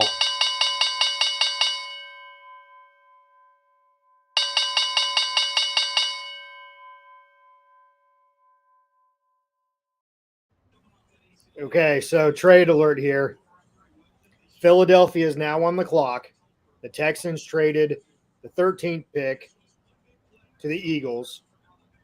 Texans move back to number 15 overall, and they receive a 4th rounder and 2 fifths for dropping 2 fucking spots. 2 spots. The So Eagles. What are the Eagles going to do now, though? I think they made that move thinking that they were going to get Jameson Williams. Who do they get now? Is it Dotson? Now you go after Dotson. Is it Dotson? I think it's got to be, right? It has to be. Hey, remember I said we were going to have a run 8 to 12? Yeah, no shit. We had a bigger run than I thought. 4 wide receivers taken 8 to 12. I mean, 20 spots for a wide receiver? They must really like him. That's a big move for a wide receiver. Last time we saw something like this, it was Julio Jones. Man. Ooh. Man. Thanks a lot, Detroit. Wow. Very well spoken. Nice job. Nice job. Look what you're getting, Detroit. Good job.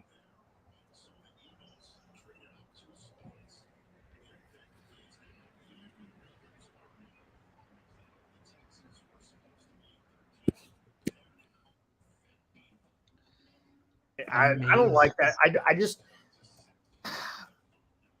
don't like that pick. I don't either. I don't like the trade up 20 spots. No, exactly. To do it. And I know that they have picks, and they did get a 2nd rounder back. Now they're in the middle of the 2nd round, but they must have really felt like somebody was going to go up and get him, and they wanted him bad. But 20 spots. That's a shocker, buddy. That's a shocker. That is a big surprise in this draft. Wow. Have you why can I not figure out the terms? Oh, here it is. They got 16. They got a 3rd round pick and a 4th round pick. We get fleeced all the time. Ugh. It'd be interesting to see or to hear Flint's thoughts on them moving up 20 spots to draft a wide receiver. Yeah, I'm curious what he thinks for sure. I just wow. This is that shook up the draft, I think, a little bit. The Lions moving 20 spots to get Jameson Williams, because now I think we're going to see the run on wide receivers continue here. I think we're going to see Philly, and then let's see what Eagles picking Pickens starting at wide receiver. I mean, that fake slide, he's pretty athletic. I got to look at the order again because let's see. So we've got Philly into 13, Baltimore at 14, and then Houston at 15. I don't think we're going to see a wide receiver off the board at 14. We might see a wide receiver off the board at 15 with Houston, but at 16, JP Finley, one of the local writers, was saying that he likes the idea of Traylon Burks going to Washington at 16. He even said it early before the draft. He said on his live show that his dream scenario, if he were the GM of Washington, his dream scenario would be trading back with New Orleans at 16 and then taking Burks at 16. So maybe I like Traylon Burks. I think it might be a little high at 16, but you've traded back. You've gotten some draft capital. Now maybe you go get your guy. Whew. My guy was Chris Olave, though. Yeah. I'm so mad about that.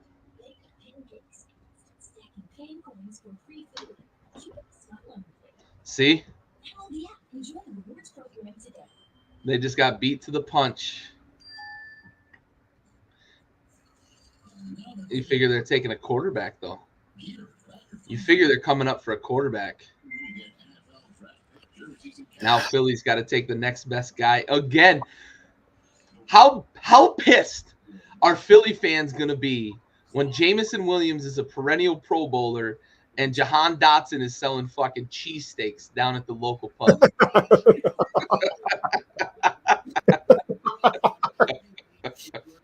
Oh, shit. Oh, man. That would be the most Philly fucking thing to happen at the wide receiver position, man. They missed on Jefferson. They missed on fucking they've missed on like 3 or 4 wide receivers over the last like 8 years. Yeah, didn't they miss on they got Baker, he's terrible. Devontae Smith is the first time they've really hit on anything. Yeah. And even that, the jury's still out because Jalen Hurts is fucking terrible. Oh, God. Wow. If you're in Philly's war room and you move up from 15 to 13 after you watch Detroit move up to 12, you must be thinking they're going quarterback, right? You don't make a 20-spot move for anything but a quarterback. You would think so. Conventional knowledge would say. Yeah. Clearly, they've bucked the trend. But if you're Philly, you're like, okay, we're going to move up to 13. We're going to make sure we get our guy. And if your guy was Jameson Williams, now you're like, oh, fuck. Dude, the pick is in. Just fucking let's go. Right. Like, I appreciate the idea of theatrics, but not in the first round, do in the second round. Yeah. Just get it going. Like, okay, if the Eagles pick is in, then Baltimore's clock should already start. Right.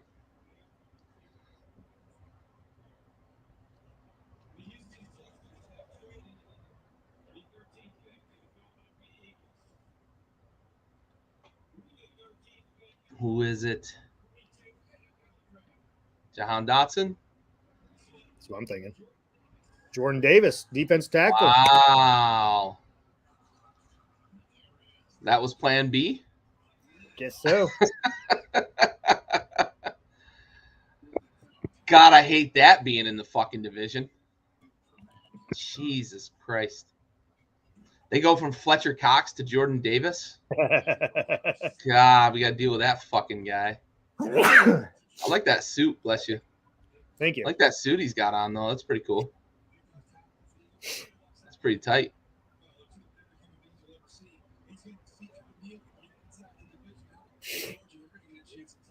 Man. That's a good pick for Philly. I think you've got to look at what Fletcher Cox, he's winding down. You've got to get a guy that's going to be able to fill that spot. I think Jordan Davis is good. Well done, Aaron. Well done. Damn. That war room is just full of fucking hookers and blow and cheesesteaks.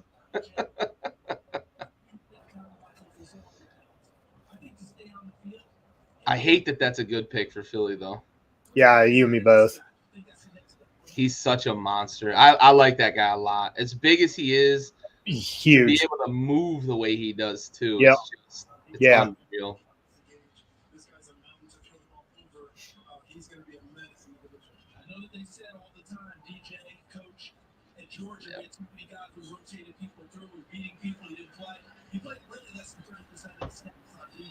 So who does Baltimore go with here? See, this is the most intriguing, I think, of these middle picks between 10 and 20. This is the most intriguing because I wonder if Dobbins is going to be healthy. Do you reach on like a Reese here, or do you go, O-line? Do you go tight end? There's some tight end playmakers. I don't think this is quite. See, I don't. High. Yeah, that's the thing. I don't think, when they were productive is when they had the 2 tight end system. Yeah. They got away from that. I don't see them going back to it. They should, obviously, for obvious reasons, but I don't think they will. Wow. Comparing him to Albert Hainsworth, Albert Hainsworth was good for a while until he got paid. I mean, you can attest to that. Well, Boog's a fucking hater, man. He's so loyal to LSU. Yeah, he is. He's not a good analyst. Definitely I can understand. Definitely not. Yeah, Aaron, I think they do need O-line. I think that's a safe bet here. I just don't know who's available.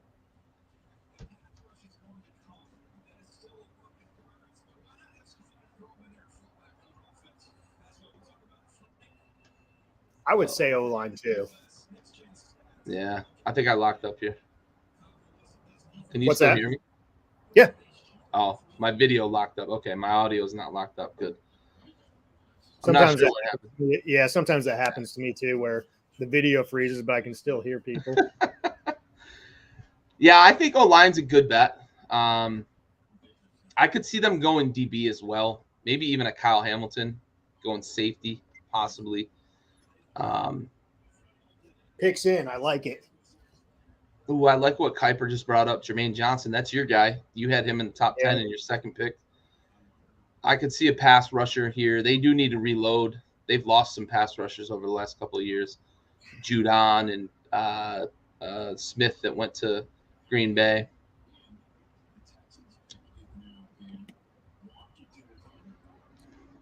Oh, Houston's picks in already. So yes, they've already said it.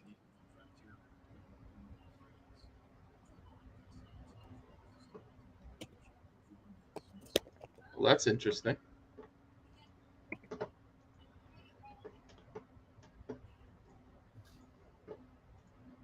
All right, my video unlocked. I don't know what the hell is going on. That was weird.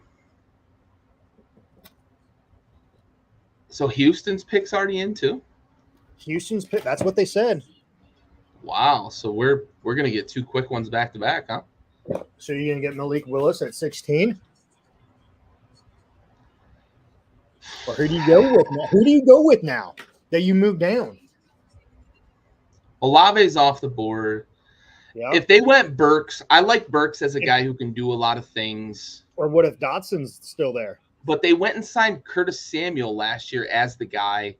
I don't like Jahan Dotson, so I hope they don't go Dotson. But that means they're probably going to go Dotson because that's what fucking Ron and company do. Mm-hmm. I wouldn't be opposed to seeing them trade back one more time. If there's a trade partner to move back one more time, I think I'd be okay with that. Because I think a guy like Nakobe Dean now is sliding enough that if we move back in the early to mid-20s, I'd like to get a guy like Nakobe Dean.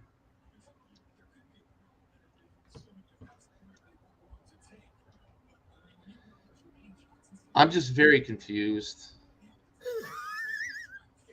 Hey, don't worry, bud. Cowboys will fuck it up too. Yeah. All right, Ravens.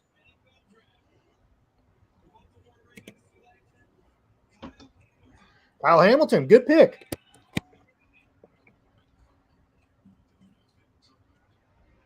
Yeah, I think that's a good pick for them. I think that's a guy that fits what they're trying to do. They need some playmakers in the defensive secondary there. Pairing him with a guy like Marcus Peters too, I think helps that defense. Yeah. I like that pick for the Ravens. They need to get back to having really good safety play there. Really good, For yes. years. Yeah. For years, is that safety play was kind of the big deal there in both Pittsburgh and Baltimore. I think Baltimore wants to get back to that. Mm-hmm.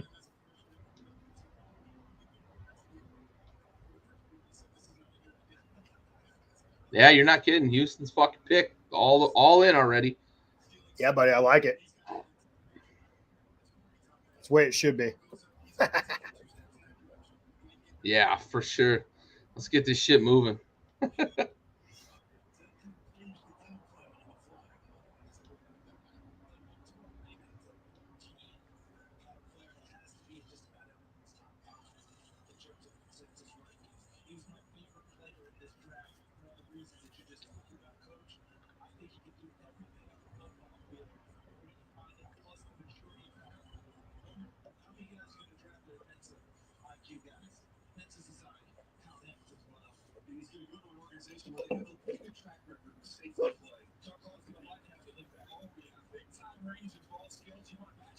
Have we had any top picks so far not be there, be at home with family? Yeah. One of them was at home in Atlanta. That was Okay. Trevon Walker. Actually, the number one pick. Really? Good for him. Yeah, good for him. I think that might possibly be the only one so far that's been at home. Okay. I think. I can't think of another one. I think that might be the only one.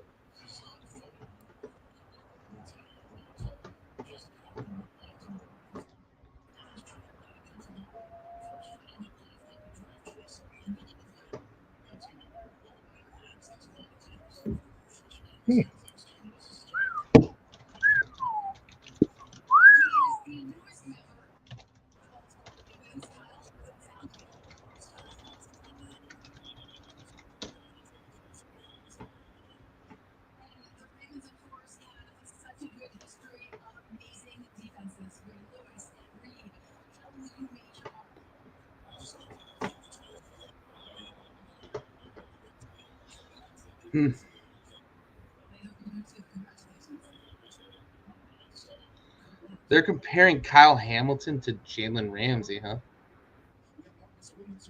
That's a bold comparison. That's a bold comparison right there. That's a bold comparison. Wow. See how it plays out. Jesus. All right, come on, Houston. Let's go.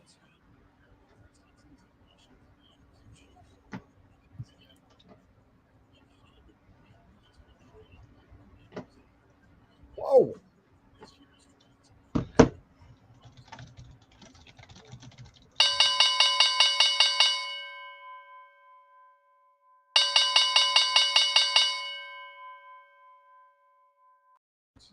Breaking some news. Man, Ravens and Cardinals made a trade. The Baltimore moved up. Houston Texans select Kenyon Green, guard. I look. They needed offensive line help. They got it later, but I like what they did there. If you are at all sold on Davis Mills, you've got to protect him. Yeah. Okay, so Washington is up next.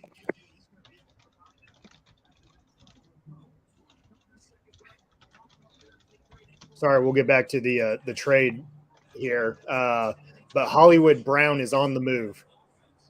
Hollywood Well, Brown, they're trading Marquise Brown to Arizona. Arizona. Yes. Where are they going to put? Where are they going to put him? I don't know, but They've got Nuke, they've got AJ, they've got Rondell Moore, Marquise Brown. well, they're gonna have another quarterback to throw. They're going to throw 2 balls. Yeah. They've got Ertz. They got Max coming back. Like, yeah, I don't think Ertz is going to be a big factor. no, but I mean, I guess it's a, Yeah. I mean, it's a roster spot, but yeah. That's interesting because Hollywood Brown's only 3 years into his career. They're giving up on him. Maybe. Oh, Washington's placed in. Wow, Washington made their pick. Love it. I love it. Who we going with? Who we going with?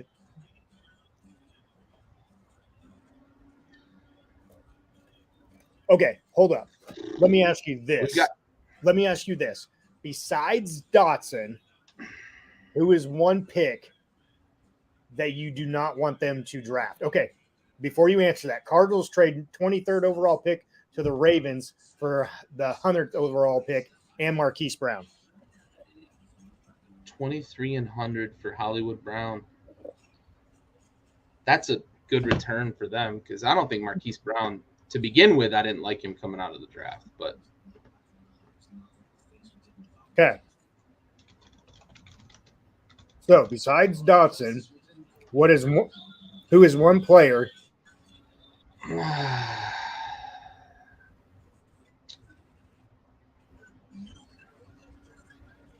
Shane Falco. I love it. Look, I think I'd be okay with Shane Falco or even Johnny Utah, the other guy he plays. That's awesome. I don't know. I'm so fixated on the fact that they may be picking Jahan Dotson here that I'm mad that that's a possibility. I don't know that I have another guy, honestly, that I wouldn't like them to pick, if I'm being honest. I can't think of another guy that would push me over the edge. I have a couple of guys that I would like to see picked here. Okay, let's hear it. Even though we paid all that money to Curtis Samuel last year, I would still like to see possibly Traylon Burks. Who? Traylon Burks. Okay. Out of Arkansas. Dude's got fucking hands bigger than DeAndre Hopkins. It's crazy. They had to make him special gloves in college. He's a guy he's a bit like a Deebo Samuel, too. He can play multiple positions, and that's what Curtis Samuel was brought over to do. But I don't trust Curtis Samuel to stay on the field. So if we go Traylon Burks, I'd be happy. If we went to Kobe Dean, I'd be happy because we need an off-ball linebacker. If we went with an offensive lineman to try to replenish what we lost, Scherf's gone, I think I'd be happy there as well if we went with like an interior lineman. I wouldn't mind a Tyler Linderbaum here because we have not had a steady center in Washington probably in a decade, honestly. Like, that's a position we have thrown a lot of resources at the center position. It's not for lack of trying, but we have not been able to find a guy that can play that position on the regular and be steady in probably a decade, maybe more. So if we went with like a Tyler Linderbaum, I think I'd be happy.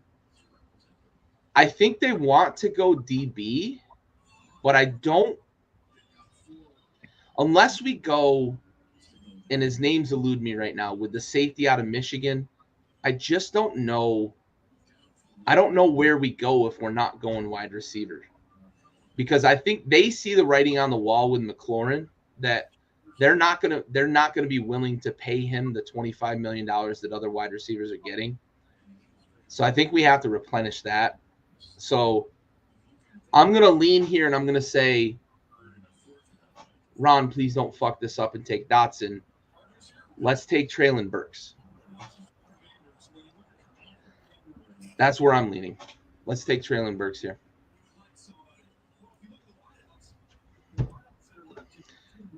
Oh, please don't fuck this up. Please don't fuck this up. Please don't fuck this up. Please don't fuck this up. Please don't fuck this up.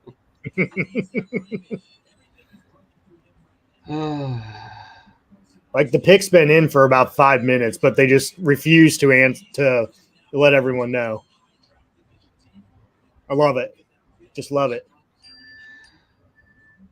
Look, Lewis just said something there with the Hollywood Brown thing. Is he's got chemistry with Kyler Murray? Fine.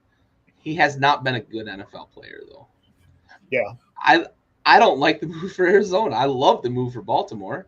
I got a first and a third for fucking a guy that I was ready to get rid of. Shit. All right. Here we go.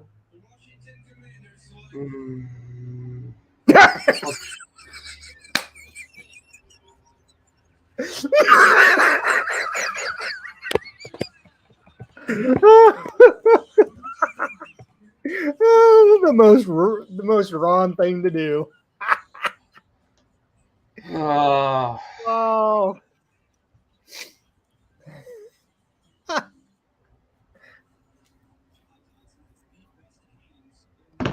That's the only guy I didn't want, man. No, you are incorrect on this one. He does not have the best hands in this draft. No, he doesn't. No. Chris Olave does. Chris Olave, exactly.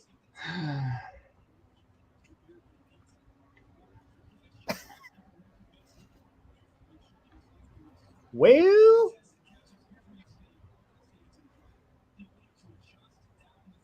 all right. So you got that going for you, which is nice.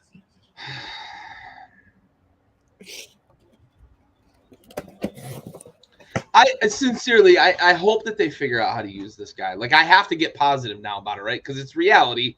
He's on the team. So if they use him as a guy that they can interchange in the slot and on the outside to get on some vertical routes, get the ball in his hands early, maybe he's got some. Like, God, I don't believe that they're going to use him properly. I also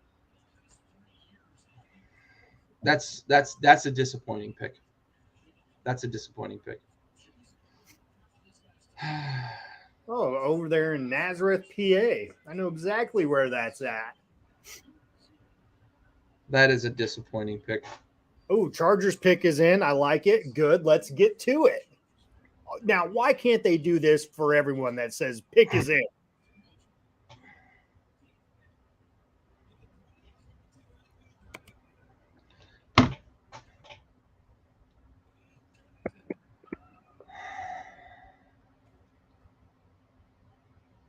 Good pick for them. Dude, they continue to just build around Justin Herbert. Good for them. That's a general manager, that's a coaching staff that has a fucking plan. Yeah. We have a coaching staff and a GM fucking contingent in Washington that just goes into this drooling on themselves, shitting down their legs, and has no plan. Like, have a fucking game plan. Don't just throw spackle at the wall and see what sticks. Golly. Good for them. Oh, the Eagles traded down now. Oh, did they? Yeah. Eagles have been maneuvering a lot. Good for LA, though. That's a good pick. Zion Johnson's a solid guy. Anchor in the middle. Leave him at guard. I know that they just mentioned his versatility, but leave him at guard. Let him be a mauler. He's a big, big body. Let him be a mauler in there. Clearing space for Austin Eckler. Good pass protector. He can play tackle. You know he's going to be solid at guard, protecting the pass. Justin Herbert, they're putting some good. Rashawn Slaughter last year, and they're doing some big things to help Justin Herbert out. Good for them. Whoa, Titans are trading A.J. Brown to the Eagles. Oh, that was part of the trade. Yeah, and a third rounder. Ooh.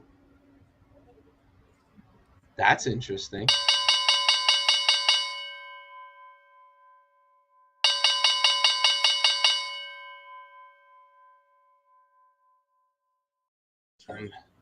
Titans are on the clock now.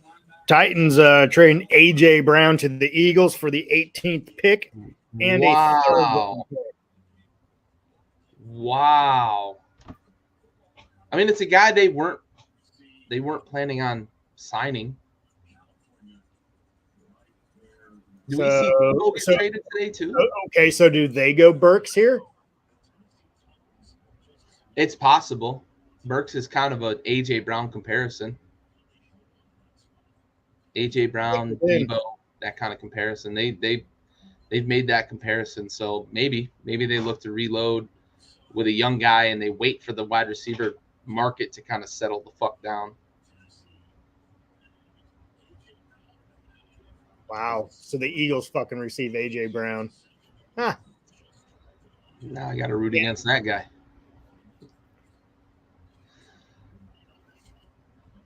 No, the pick is in. Go to the damn pick. Yeah, for sure. I'm going to run and take a leak there in this commercial break. I will be right back. We're going to take a commercial break as well. I like it.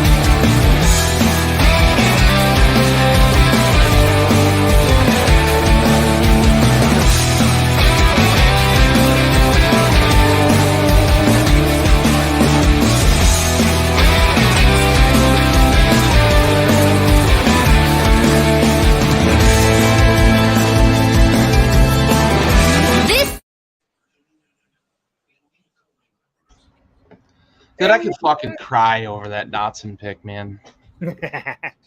That's just so disappointing. Like you maneuver, you get some draft capital. I hope that they have a plan for 1 and 2. I hope that they think that Curtis Samuel is going to be healthy this year, because Curtis Samuel was signed to be what I think Treylon Burks is going to be in the NFL. If somehow Curtis Samuel gets healthy, maybe we don't need to get that ability, but fuck, man. Excuse me. I could fucking cry over that pick. It's all right, buddy.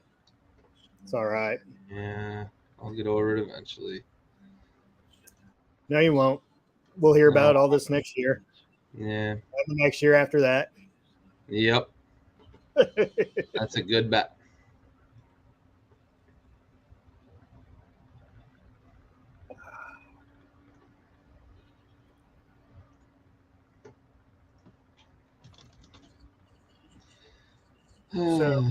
So the pick's been in for 4 minutes here, and we haven't announced it yet. So let's go. Come on. Let's kind of like pick up the pace here, because I'm kind of liking this set of pace here.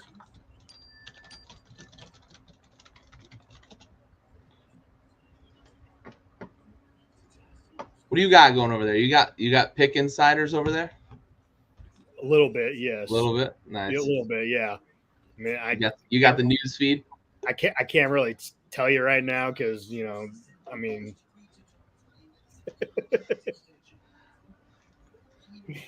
oh.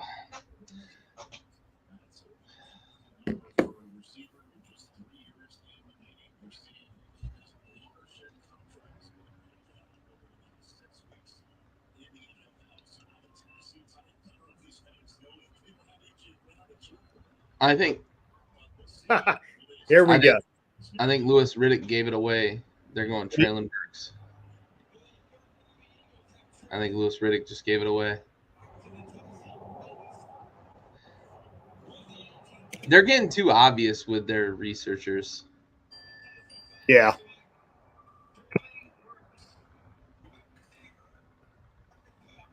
They're getting too obvious, man. Like you can't just talk about the position and the exact player in vague terms right before the pick every time. And exactly. Like, oh, you're just that smart. This guy is an A.J. Brown comparison, and Louis Riddick's like, I think they can get a guy that compares to A.J. Brown. Like, come on. Jesus.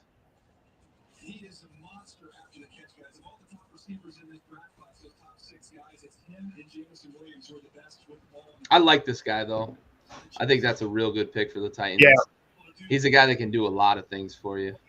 Yeah. Bigger guy, too. You know, muscular, big body. Yeah. I think that's what's going to kind of separate him from some of these other wide receivers. Yeah. Is just the physicality that he brings to the table that some of these, cornerbacks and everything else, they're just not going to be able to handle him because of his physicality. Yep. We've talked about it a lot with a guy like Debo. He's just so hard to tackle. I think that's what you're going to see with a Traylon Burks. Yeah, exactly. Well, there you go. Which one are you watching? What's that? Which draft are you watching? Are you watching I'm ESPN? on the ESPN feed. Okay. I'm on the NFL Network. Oh, okay. But they were just making. I probably should switch over to NFL Network. Boog's fucking getting on my nerves. But they just made the comparison to Debo for Traylon Burks. Yeah.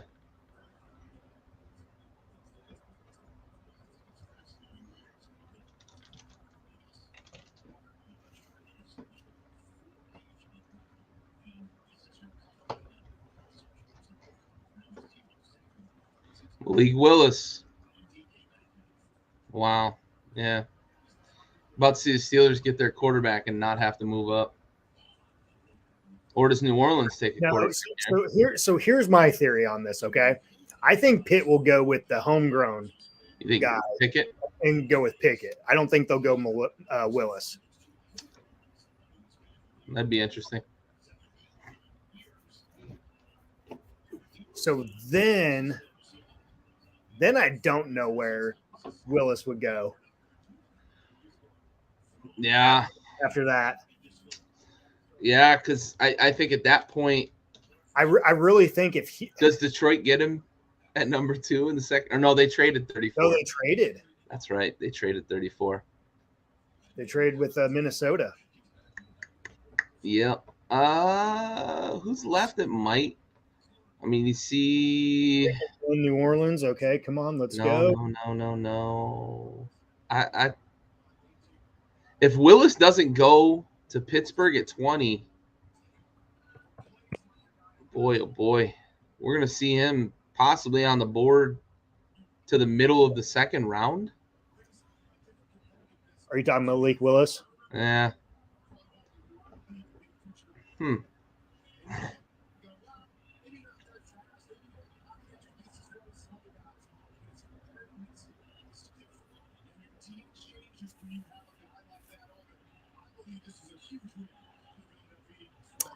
To be honest with you, I know they have a backup quarterback. Tampa Bay? Maybe. Do they look for the next guy?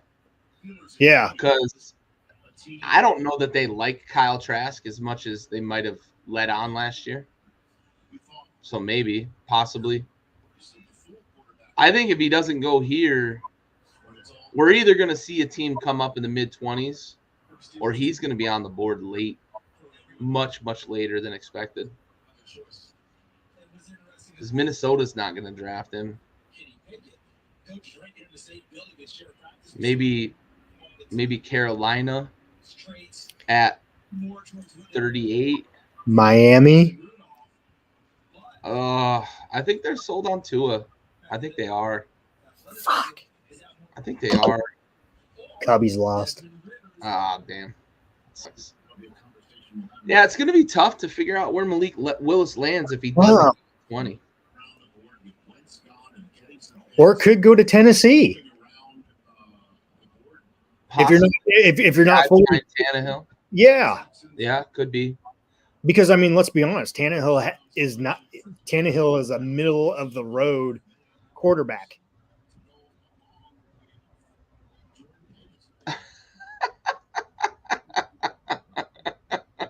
So Terry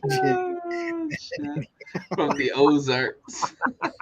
I could see maybe a Tennessee because they like to move the pocket. But I just think, I mean, maybe Tennessee, possibly long shot Tampa. But I see him slipping. Are we not going to see a quarterback in the first round? I feel like Pittsburgh has to take him, right? Your best bet right now is Pittsburgh. I feel like Pittsburgh has to take a quarterback. I agree. I think Pittsburgh's never been a franchise that just reaches. Are we not going to see a quarterback in the first round? It's either going here or the next pick. Who the Saints pick? Trevor Penning, tackle, Northern Iowa. Wow. That's a good ball player. That's a good foundational piece. The Saints have done a good job in the first round here. At the expense of fucking Washington with Chris Olave. Fucking dickheads. That's a good pick. They are in desperate need of reloading on that offensive line. Good pick. So I here, for me, I would love to see Willis go just because I think he's going to have more upside than Pickett. But I think Pittsburgh goes with Pickett. You think they go Pickett? I think they do. You think it's been all smoke and mirrors with Willis? Yeah. Yep. Yeah, the homegrown talent, we saw it in Detroit picking Hutchinson. Yeah. Maybe. It would be interesting to see Pickett go to Pittsburgh because they've got Mitch Trubisky as the only guy on the roster right now. Do they make it an open competition? And Pickett being the most pro-ready guy in this draft, at least that's been the consensus. Does he go win that starting job?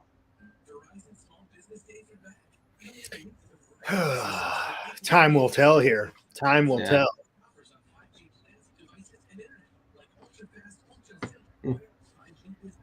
New England, I think you go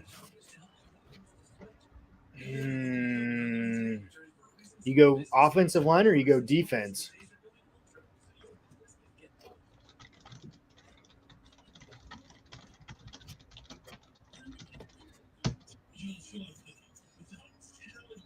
For New England? Yeah.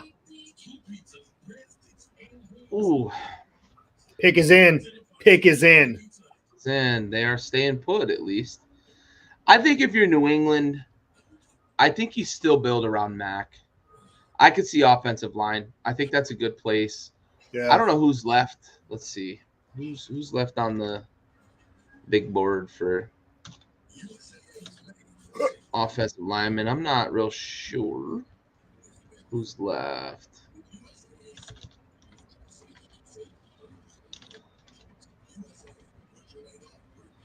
Let's see. At tackle, Penning's the last first-round rated guy that Kuiper had on the board. Who's left it? Linderbaum? Center maybe. For Iowa. Or, I'm sorry, Purdue. Yeah. Linderbaum. No, Iowa. Linderbaum, he's kind of the last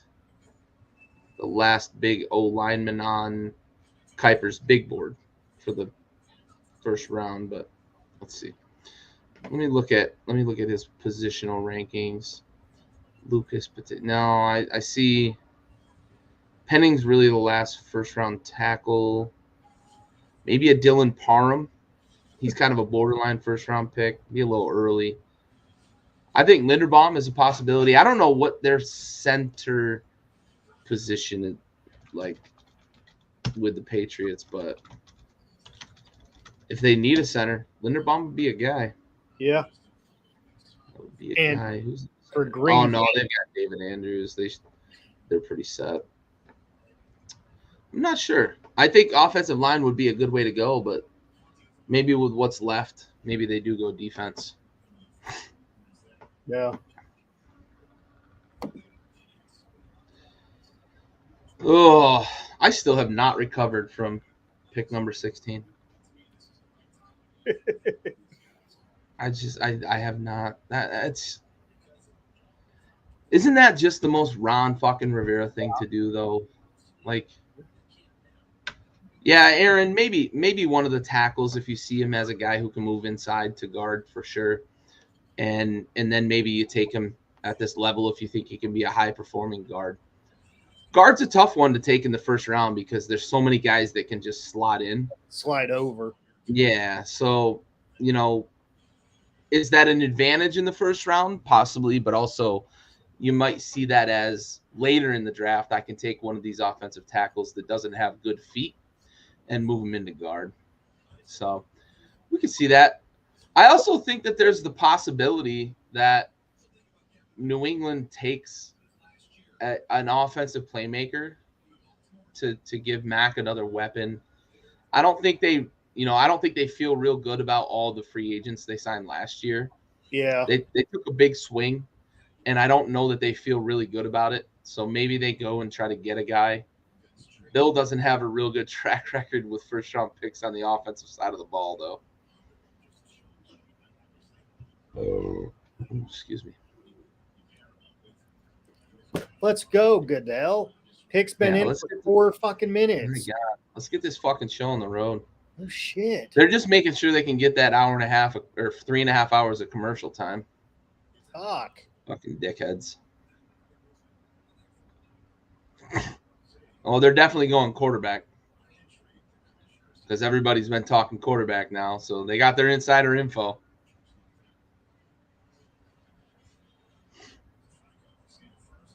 Did you get your little ticker boost? Kenny Pickett? Yeah, right.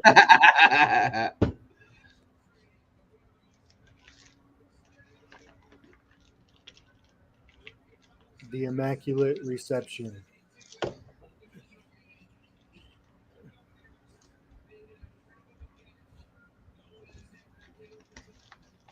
You have to fucking read that from a fucking card? Right.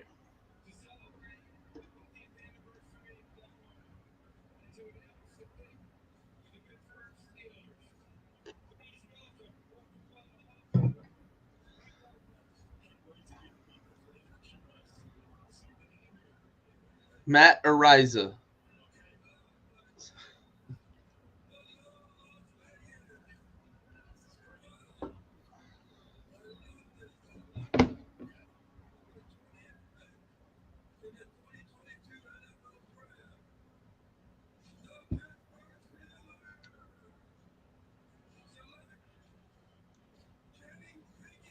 Kenny Pickett.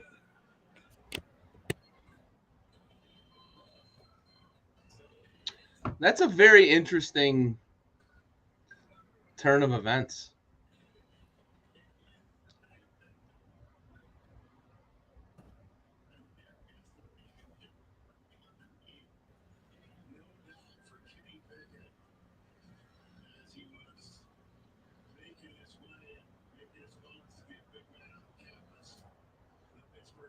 So you have one quarterback go first round. And now it's going to be tough for me to see where Malik Willis goes. I think he's going to slide pretty far, man. Yeah. I think we saw some shakeup there where obviously did not see the Lions taking a wide receiver at 12, moving up. After moving 20 spots. Moving up 20 fucking spots.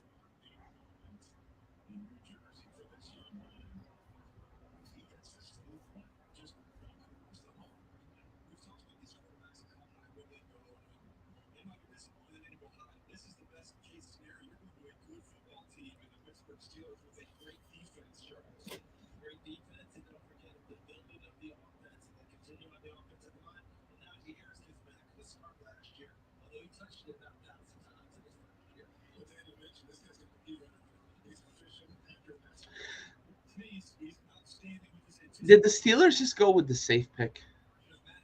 Yeah. Do you But they think need, that?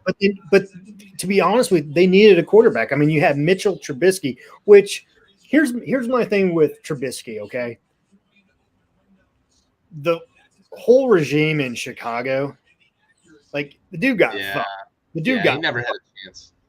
he got to go to Buffalo last year, be a backup, learn that system, play behind Josh Allen, who to be honest with you, has worked his ass off since being in the league and is where he is now.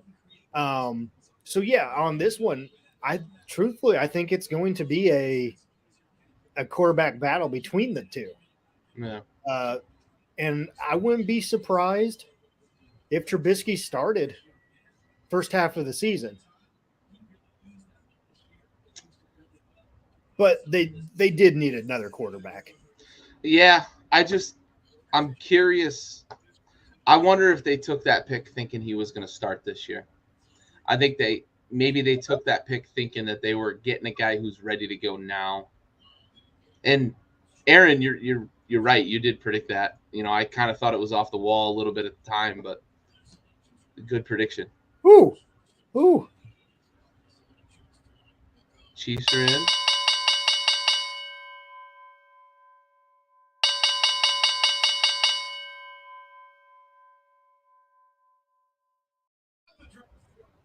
Kansas City Chiefs traded or moved up to the 21st pick.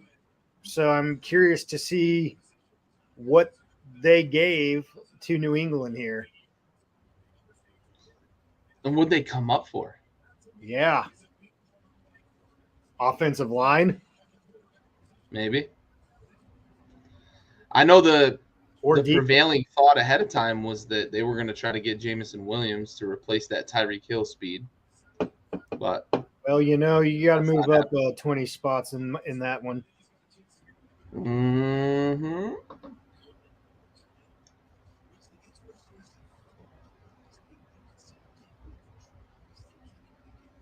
Good job, Aaron. Good job, buddy. Nailed it.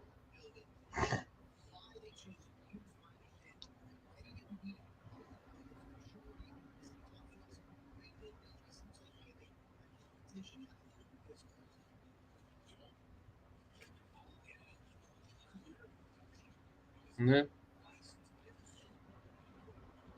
I forgot Whipple was the quarterback coach for Ben Roethlisberger.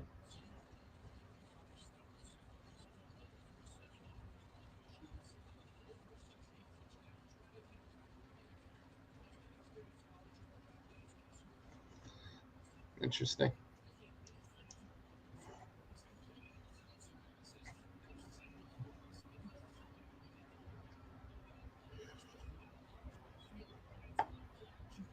Pick is in. Let's go.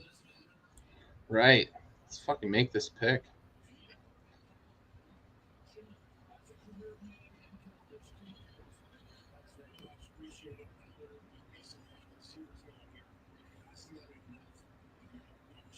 $29 and a third and a fourth. Wow. I mean, 8 spots, I guess. Wow. Bill fucking Belichick just getting more mid-round picks. No shit. Get back to what made him fucking great under Brady.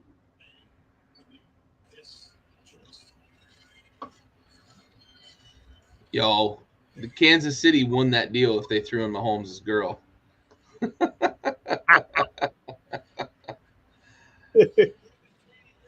You couldn't fucking get her for a fucking serving a pocket lint.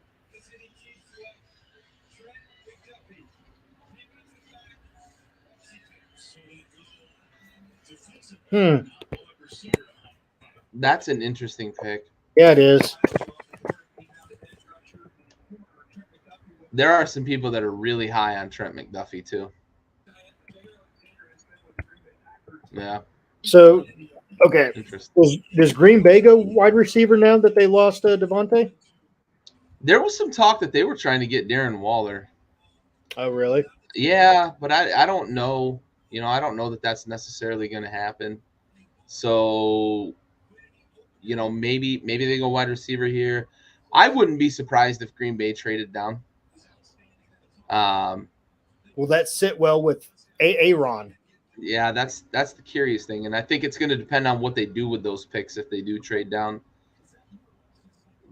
You know, there's some depth at wide receiver in this draft. They could get a couple of guys, and then tight ends are going to start to come off the board in round 2. So maybe they can get a couple of guys to play with Aaron. They need some offensive line help though too. They do need a little bit of offensive line help for sure. Yep. It'll be interesting to see what Green Bay is going to do. Easy, lady. Jesus.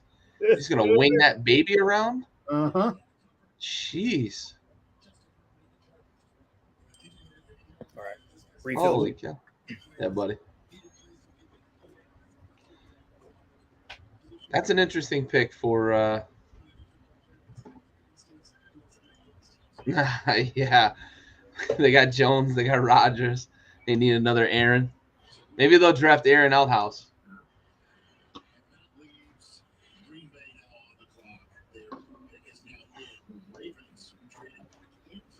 What position do you play?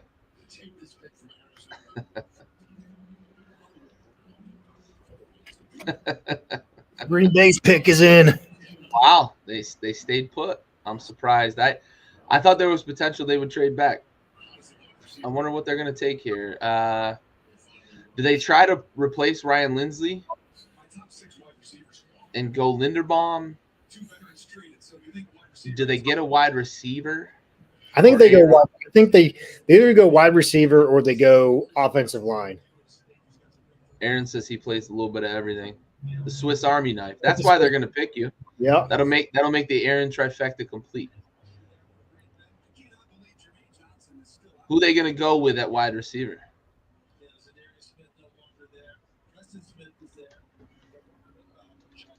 Your call. Offensive line. Yeah.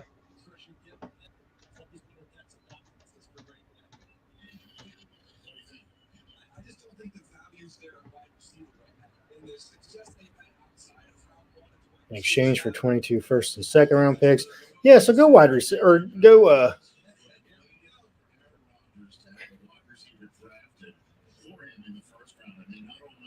go offensive line here.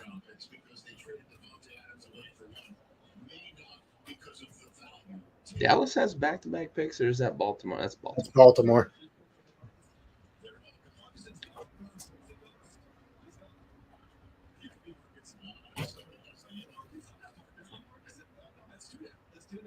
So what? They're gonna go wide receiver? Is that what you're trying to say here? No, I don't think so. Like you said, I don't know who they go with wide receiver. Sky Moore, Christian Watson. Christian Watson was a borderline first-round pick. Maybe they go with him. Speed. Yeah, Aaron, those were the glory days.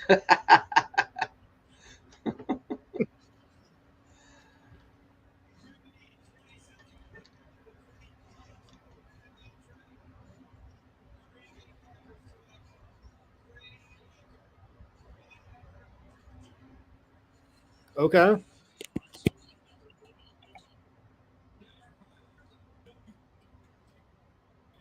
They keep going defensive. They just love putting defensive guys around Aaron Rodgers. Christmas. I mean, they've got some picks. They've got some draft capital, especially after the Devontae Adams trade. But boy, I feel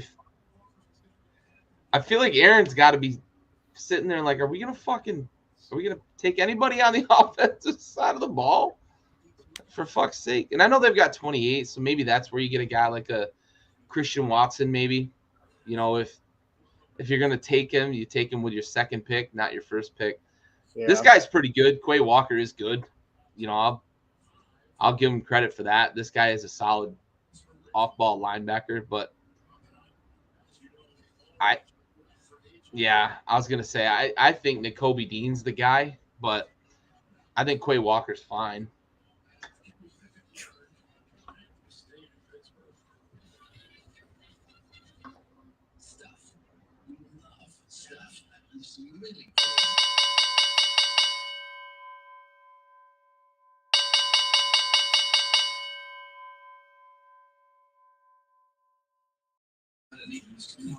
Baltimore just traded their pick Who are the Bills moving up to get? to the Bills.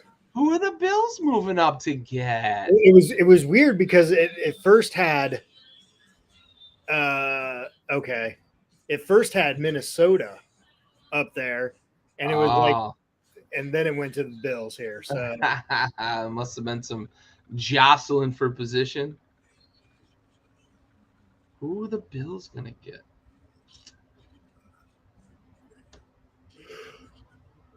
they need some offensive line help. They could go O-line. I could see that. They need a little linebacker help, I think. I was just gonna say they need some defensive help though too. Yeah. Who's left interior? Who could they put next to Ed Oliver?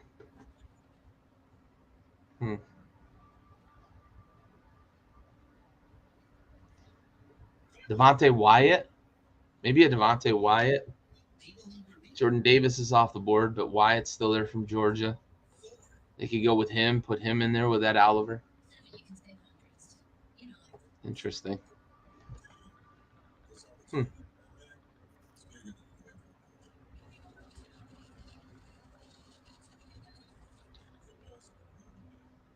trying to think where Buffalo would get the most value with a pick.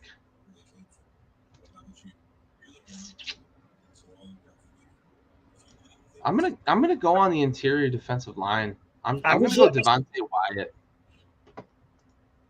Okay. And there's a few. Nakobe Dean's a big one, linebacker. Devontae Wyatt out of Georgia is a somewhat big name. What about Jermaine Johnson? Yep.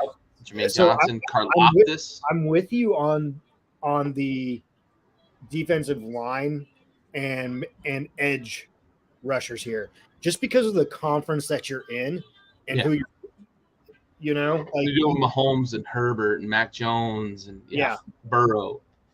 Yeah, for sure. I agree.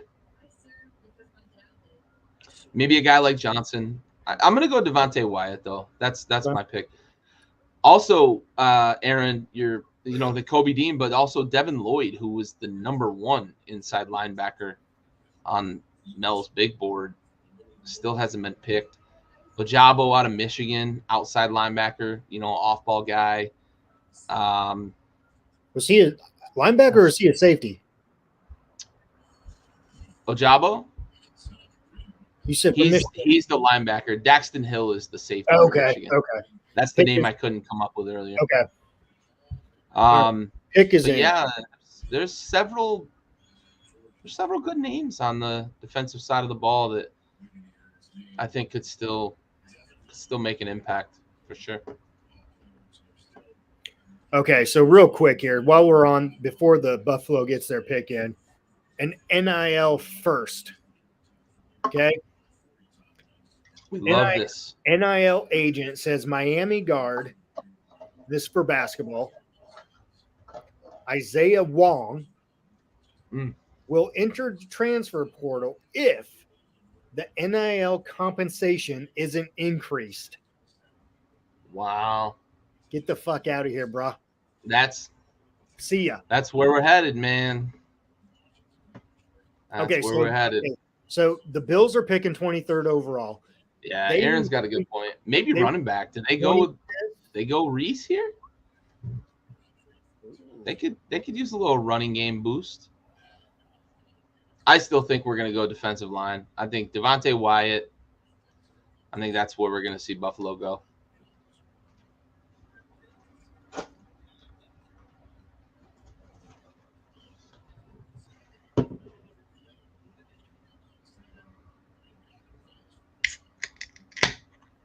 Jeez, 6 picks from 8 to 18.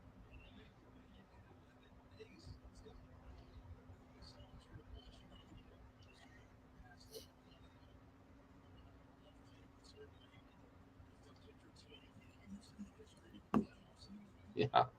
Fuck that up, Greenberg. Greenberg's over here fucking stumbling on himself on the ESPN broadcast. Fucking hate Greenberg. I could do a better job with 5 IPAs in my hand. Fucking guy.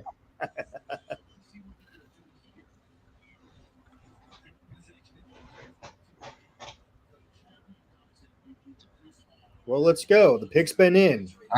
Did Booger just give it away? He's talking about corner. Did they go corner? Who's still left in corner? I don't. Booth? Gordon? No. I hope they didn't draft a corner. Cornerback Kaiir Elam, Florida. That was the last name I was looking at, and I was going to say it, but then I said I hope they don't draft a cornerback.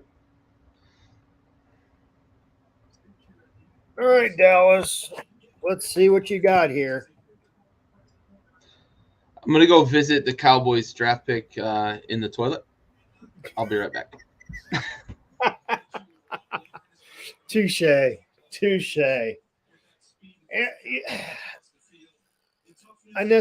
don't care for this pick for Buffalo here. I think they could have done better with someone else or an edge rusher, linebacker, but definitely don't care for that pick, but oh well. So now we got Dallas on the board here, who I think they need to draft a head coach, but that's not going to happen. So they're going to go offensive line here. Let's see who we got for offensive line here.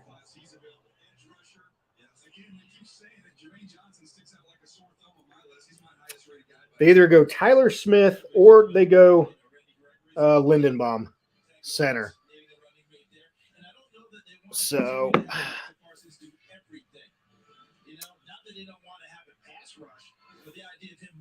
honestly, I think if they go Lindenbaum here, that's a good pick for Dallas, and they wouldn't fuck it up. They wouldn't be in the same category as Washington.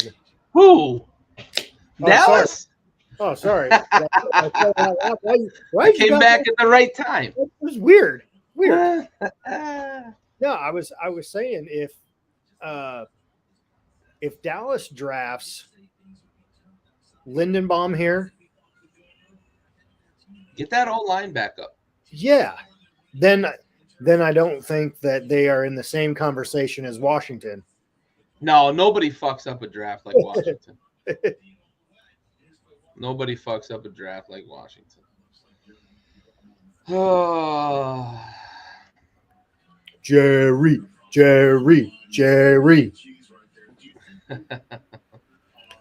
Oh.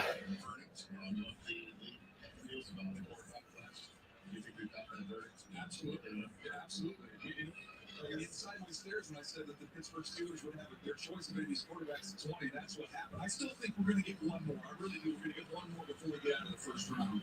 Perhaps someone trades with Minnesota again at 32, because that's typically what we're going to do. Warner. I like DJ talking about the interior offensive line. I love the idea of Jim Johnson pass rusher. Any chance we see another quarterback go? So they're just which are you on NFL Network or are you still on ESPN?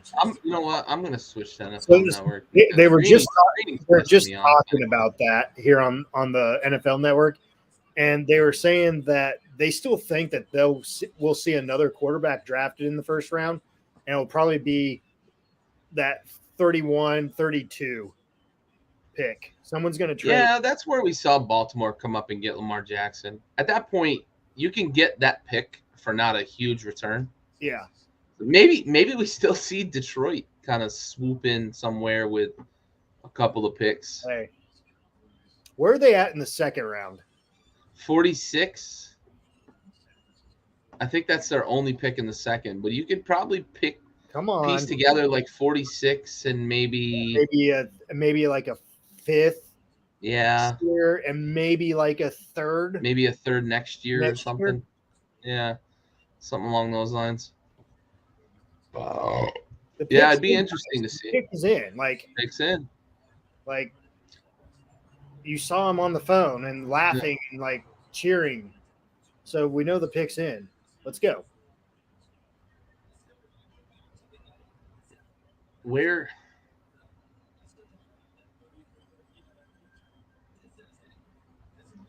There we go. Pick's in. There it is.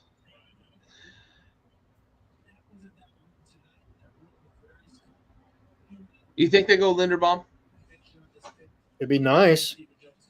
I think that would be the right pick. Yeah. I think that would be the right pick. Well, I wonder if they go somewhere in the secondary. I wonder if they get Daxton Hill maybe. no, I think they. To be honest with you, I think they're going to go either linebacker, and this is going to be linebacker. Devin Lloyd, you think? They're going to be linebacker or another edge rusher. Maybe a Devin Lloyd. Jermaine Johnson off the edge.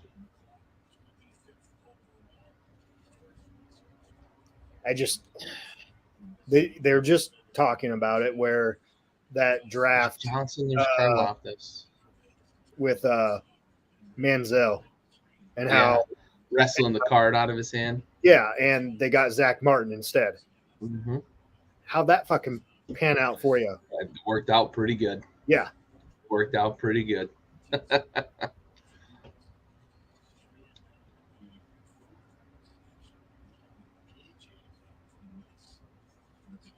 It's amazing that the Titans traded A.J. Brown. To get another A.J. Brown type guy. A.J. Brown. Yeah. But way cheaper. True. Because now you've got him on a rookie deal for the next 5 years. All right, here we go. And you just hope that, I guess if you're that GM, you hope the wide receiver market chills out between now and then. The wide receiver market is nuts.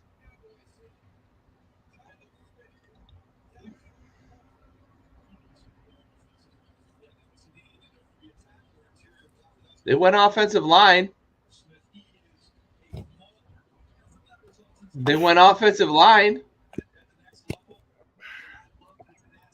the fuck out of here.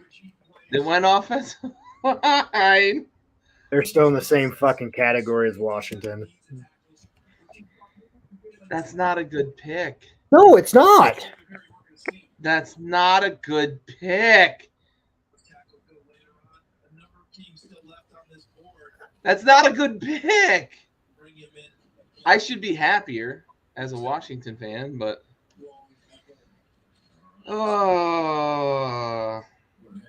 that's not a good pick. No.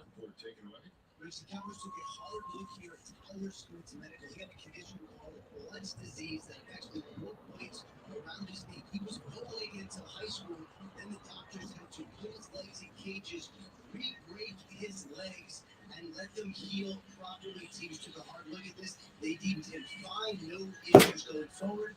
Cowboys have a new tackle. I mean, I've heard about breaking ankles. Listen, you got Forrest Gump at offensive tackle. You got Forrest Gump. Oh fuck. Let's hope. Wow. Let's hope that medical procedure set him up for success. That's not a good pick, man. No. Where the fuck? That's a mid-second round pick that they just reached really far. Where was? I want to know where that guy was ranked. I really do.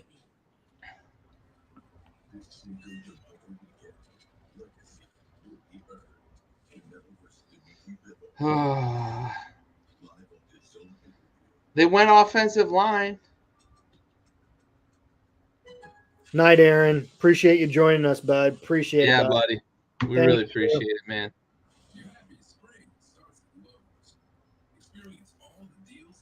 There's been some confusing picks over the last 3 or 5 picks. The Cowboys one is probably the most perplexing, but there's been some confusing ones.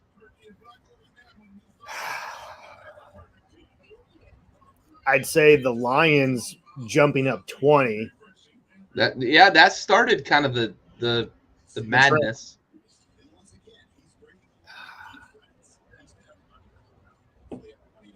Wow. I'm really confused by that Cowboys pick. You and me both.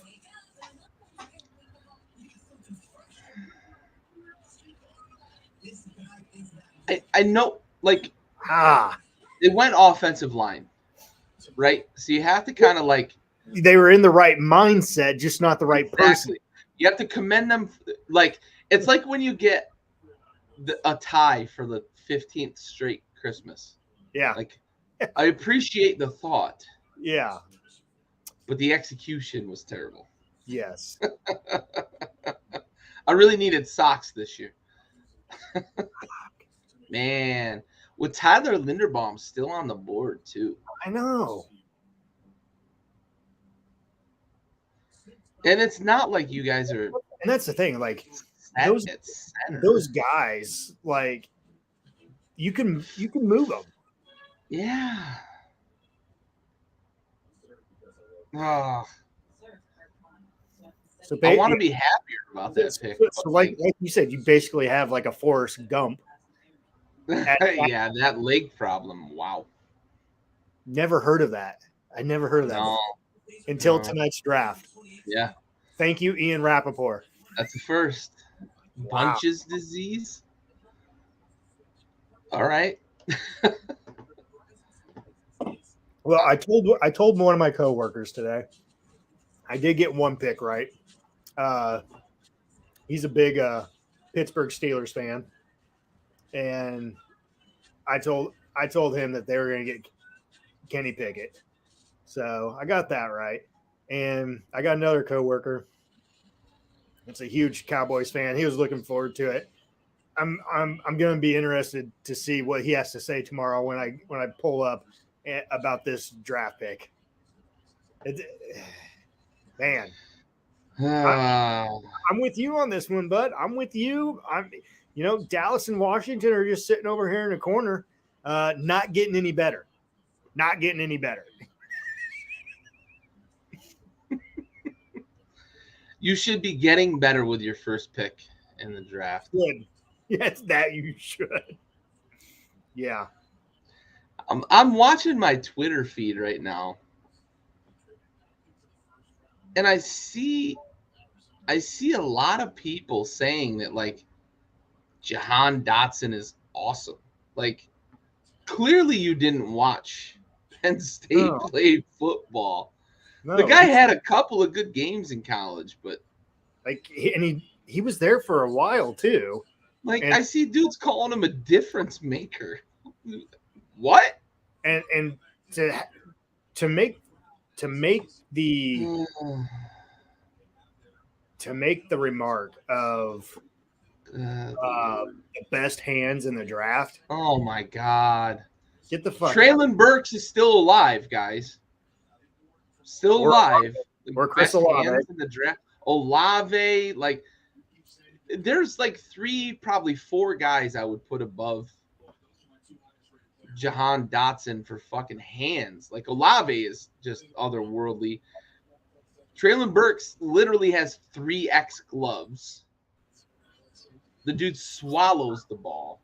Olave probably has never dropped a pass in his life. Like, come on. Silliness.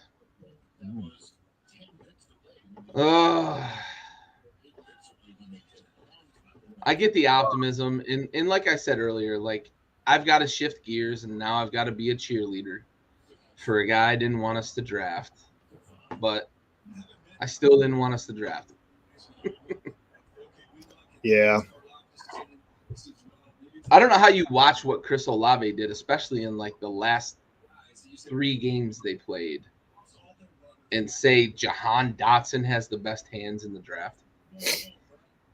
Get out of here with that.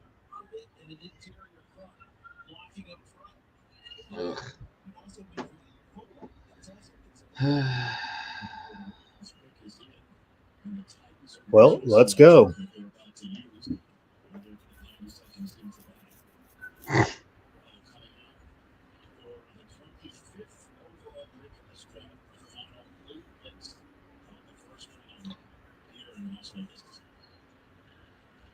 It seems like this draft has gone quicker with the picks but you're still going to be an 11:30 or later.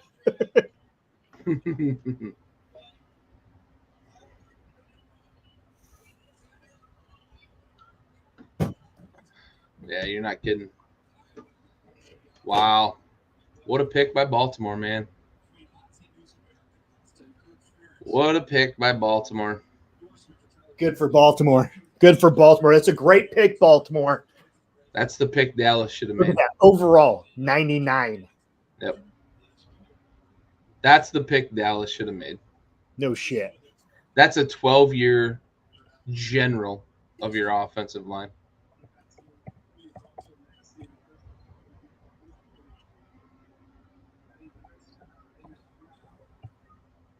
Hawk. Yeah.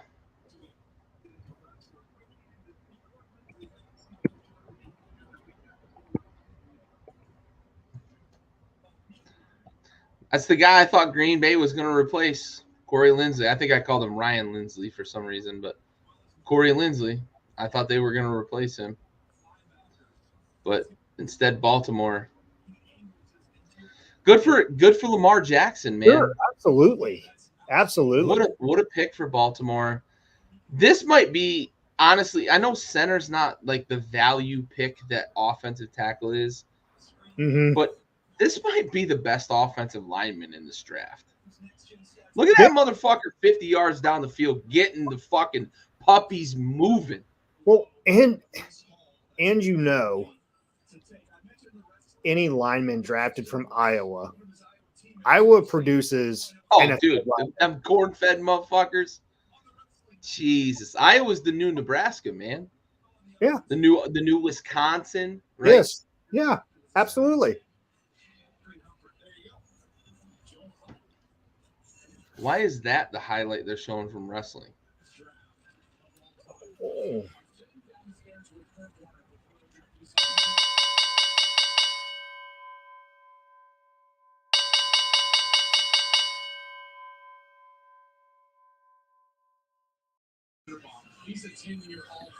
Baltimore traded their pick. The Jets moved back into the first to get a third first-round pick. This team is building through the draft. What are the terms, buddy? Sorry to cut you off. Oh, no, you're good. I haven't seen it yet. Wow. They are building. Here we go. They are aggressively building through the draft. So, here we go. Tennessee receives a second round, a third round, and a fifth round for this year. The Jets get this pick, and I didn't see. Wow, they got a third too? Yeah. Yo, the Jets are making some moves, man. Wow. Good for them. So they got their player that they wanted. Wow. So you go O-line here now? Since you got they're talking Jermaine Johnson here. Ooh. Yeah. Okay. Yeah. Hey. Yo, Rap Sheet just said Jermaine Johnson's top 10. He's number 9 on the board. He likes what the Jets have done. They got the number 2, the number 4, and the number 9 guy on his board. Pick is in. Here we go. Sorry, 4th, 10th, and 9th. Oh, no, those are the picks.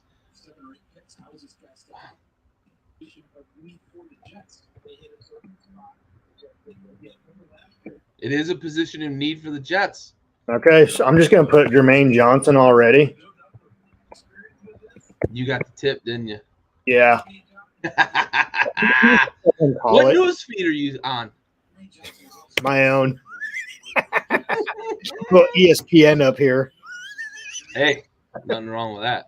Nope. You're in all the war rooms. Oh, shoot.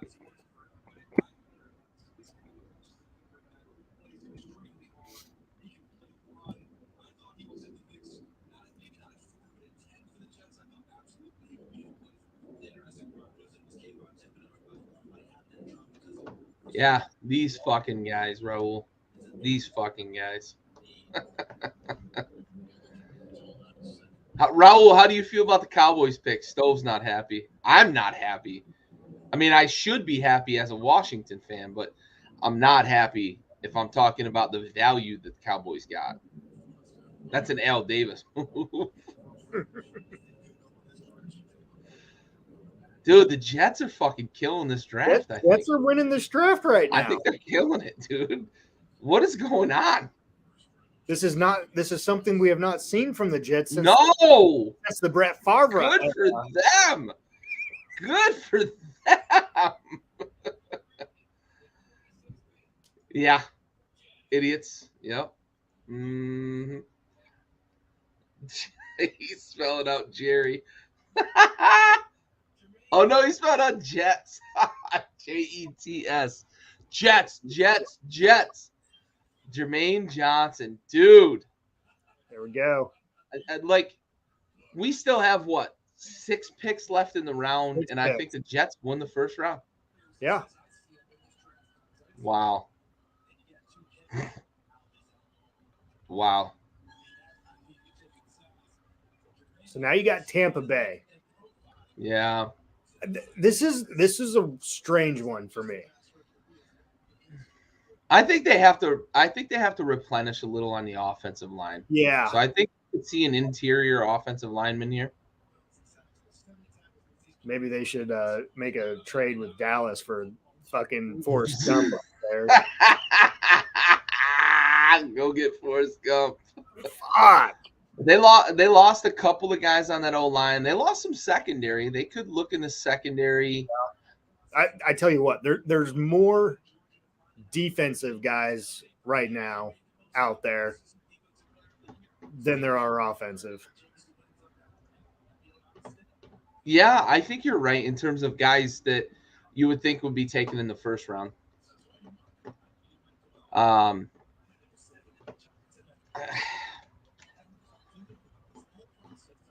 We might get Raul in here in a minute, shoot shit a little bit. But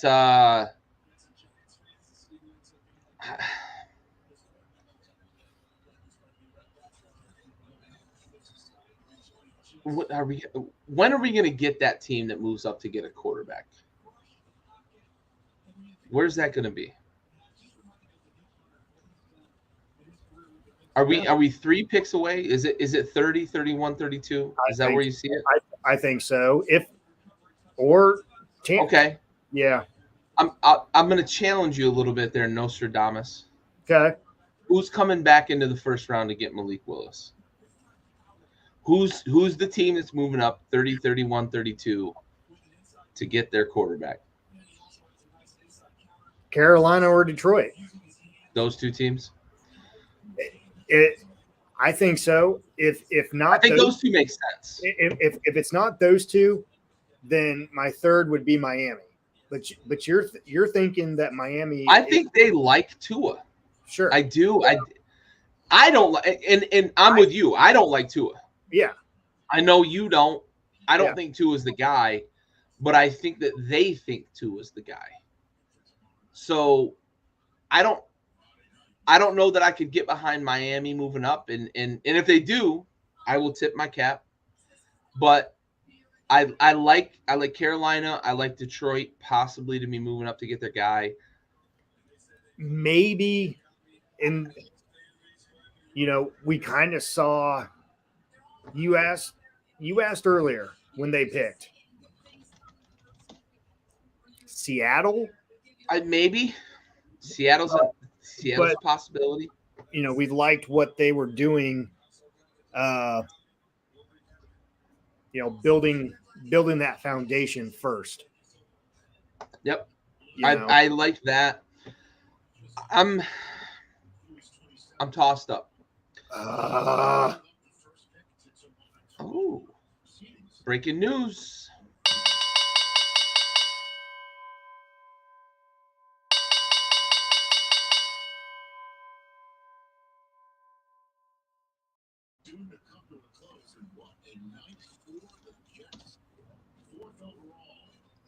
Do you have the terms yet? No, not yet. But we're going to go to a fucking commercial break. Yeah, I like it. Replenish, drain the gizzard.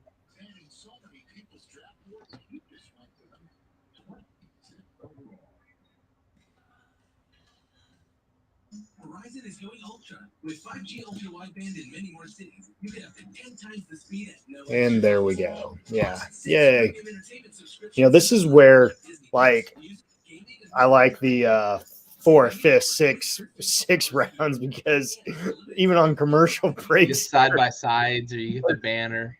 they're doing the picks. Yeah, for sure. You get the streaming picks. Oh.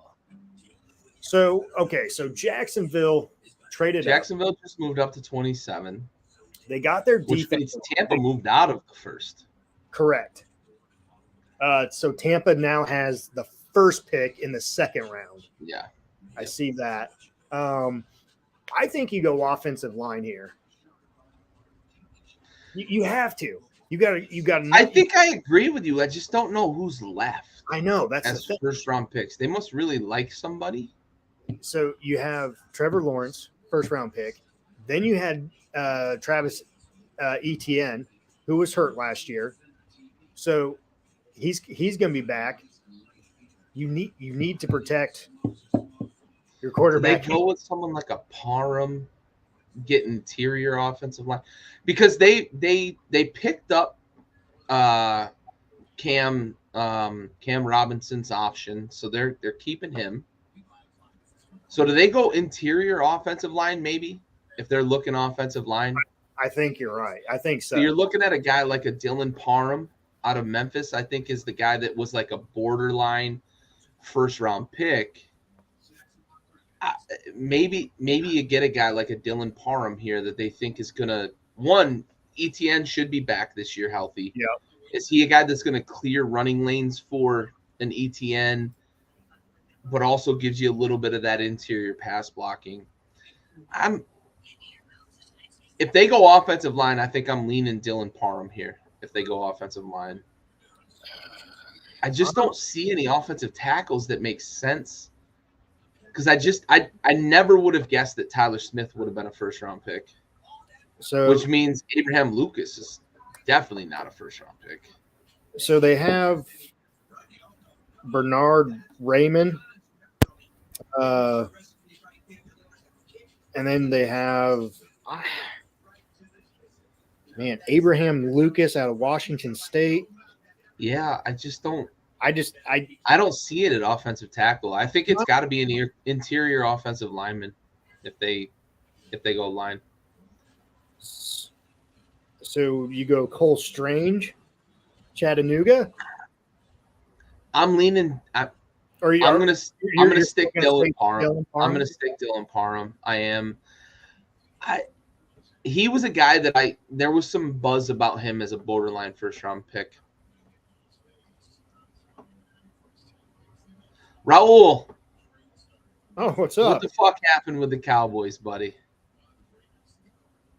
What the fuck Dude, happened? we fucking shit the bed all over again. I mean, it just is what it is, dude. Like, it's just we're just a more popular Cleveland, you know?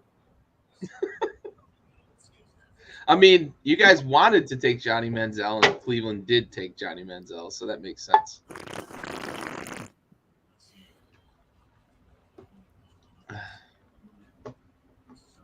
I hate my life.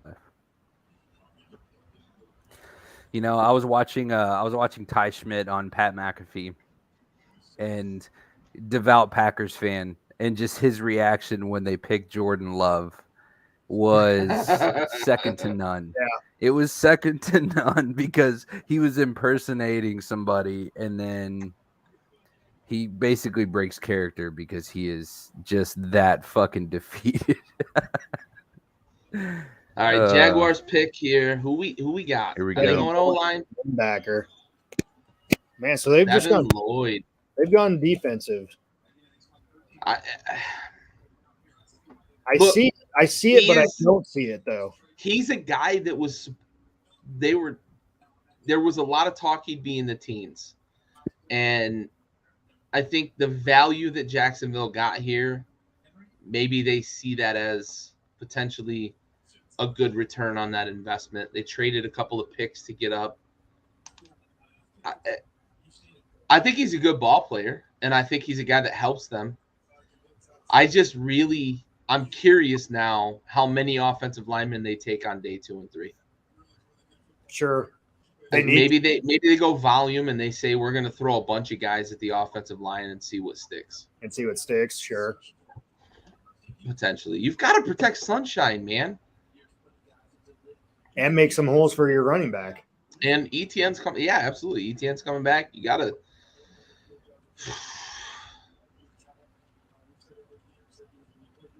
Okay, James Robinson, if you're going to keep him around. So Green Bay's got another pick here. Do they go offensive line now? Or do they still go defense? I mean, the most Packers thing to do would be to, like, take a nose tackle, right? Maybe they get Devontae Wyatt. That would be the most Packers thing to do. But I'm going to put myself in the shoes of the GM for the Packers. I went and got a guy that I think helps round out my roster. Now I'm going to take a guy that I think Aaron Rodgers is going to be able to make better, work with him, a guy that was a bubble first-round pick. I'm going out on a limb, and I'm going to say that they take – I'm going wide receiver here, and I'm going to say Christian Watson is the pick here for Green Bay. He's a guy who's a big body, who's a bit of a burner, played at a small school, but I think he's a guy that if I'm the GM of the Packers, I think he's a perfect fit for Aaron Rodgers. It's a bold move, Cotton. Yeah. This is sort of a luxury, right? Because I've already, like I said, taken a guy that rounds out my roster on the defensive side of the ball. I've got to take somebody on the offensive side of the ball because I just traded away Devontae Adams, right? Like you would think so, yeah. Honestly, why don't you just trade your pick for a wide receiver? Who's available? Fuck, apparently any wide receiver tonight. Apparently anybody, right? AJ Brown got traded tonight. Debo's available. Oh. Hey. Where's Debo going? Green Bay. That's maybe. There was some talk that Debo might go to Green Bay. Dude, could you imagine the things that Rodgers could do with a guy as versatile as Debo? That's scary. Picks in. Oh, dude. Oh, the pick is in.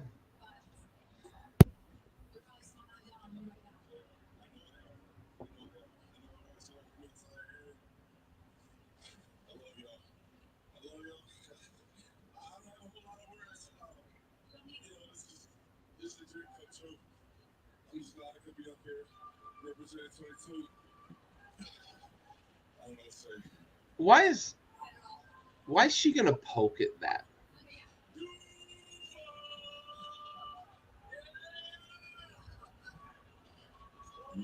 It's not necessary for her to bring up the two guys that got shot at Utah. Well, she brought up. She said that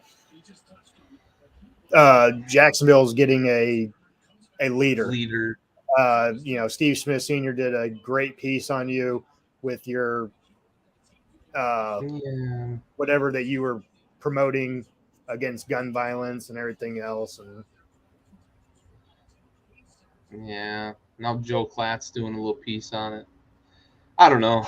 It feels a little awkward to me.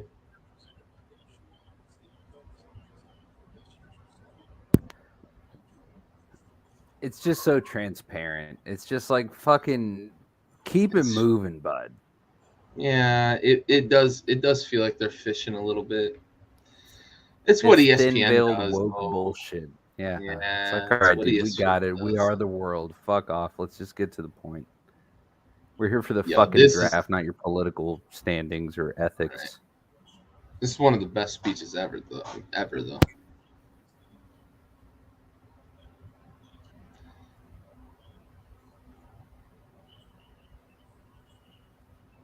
Whitworth fucking killed it at the Walter Payton reception.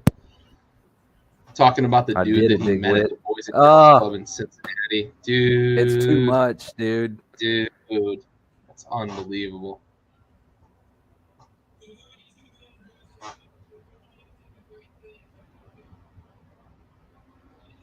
Storybook ending, too. Yeah, for sure. Win a Super Bowl, win Walter Payton, right off into the sunset. Yeah. It was the putting in the confetti with the kids for me. Oh, yeah.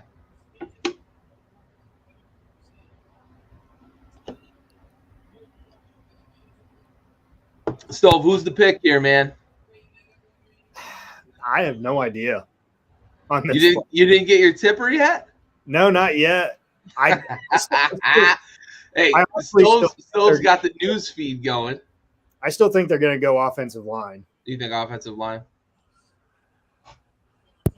I hope they go offensive line. I don't think that's a bad idea. Yeah. It's the PG safe route. Oh, sure. They need some help up front. I'd like them to get a skill player though, like to go with Aaron, but I guess if he's the guy, he's the guy. So he can make anybody better. again, the pick's been in for 4 fucking minutes. Oh my God, you're not kidding. Even though I like Whitworth, All here, these theatrics. yes, get the fucking show moving. Yep. Oh, the build up. We've got to get to 11:30, Stove. Oh, we'll fucking get there. Bro. We got to get all the commercials in. We got to get all the TV spots in. Oh fuck, they're gonna have this. We pick. paid for this fucking airtime. New England's gonna have their pick in, and we're gonna go to commercial break. 3 commercial breaks. Yeah.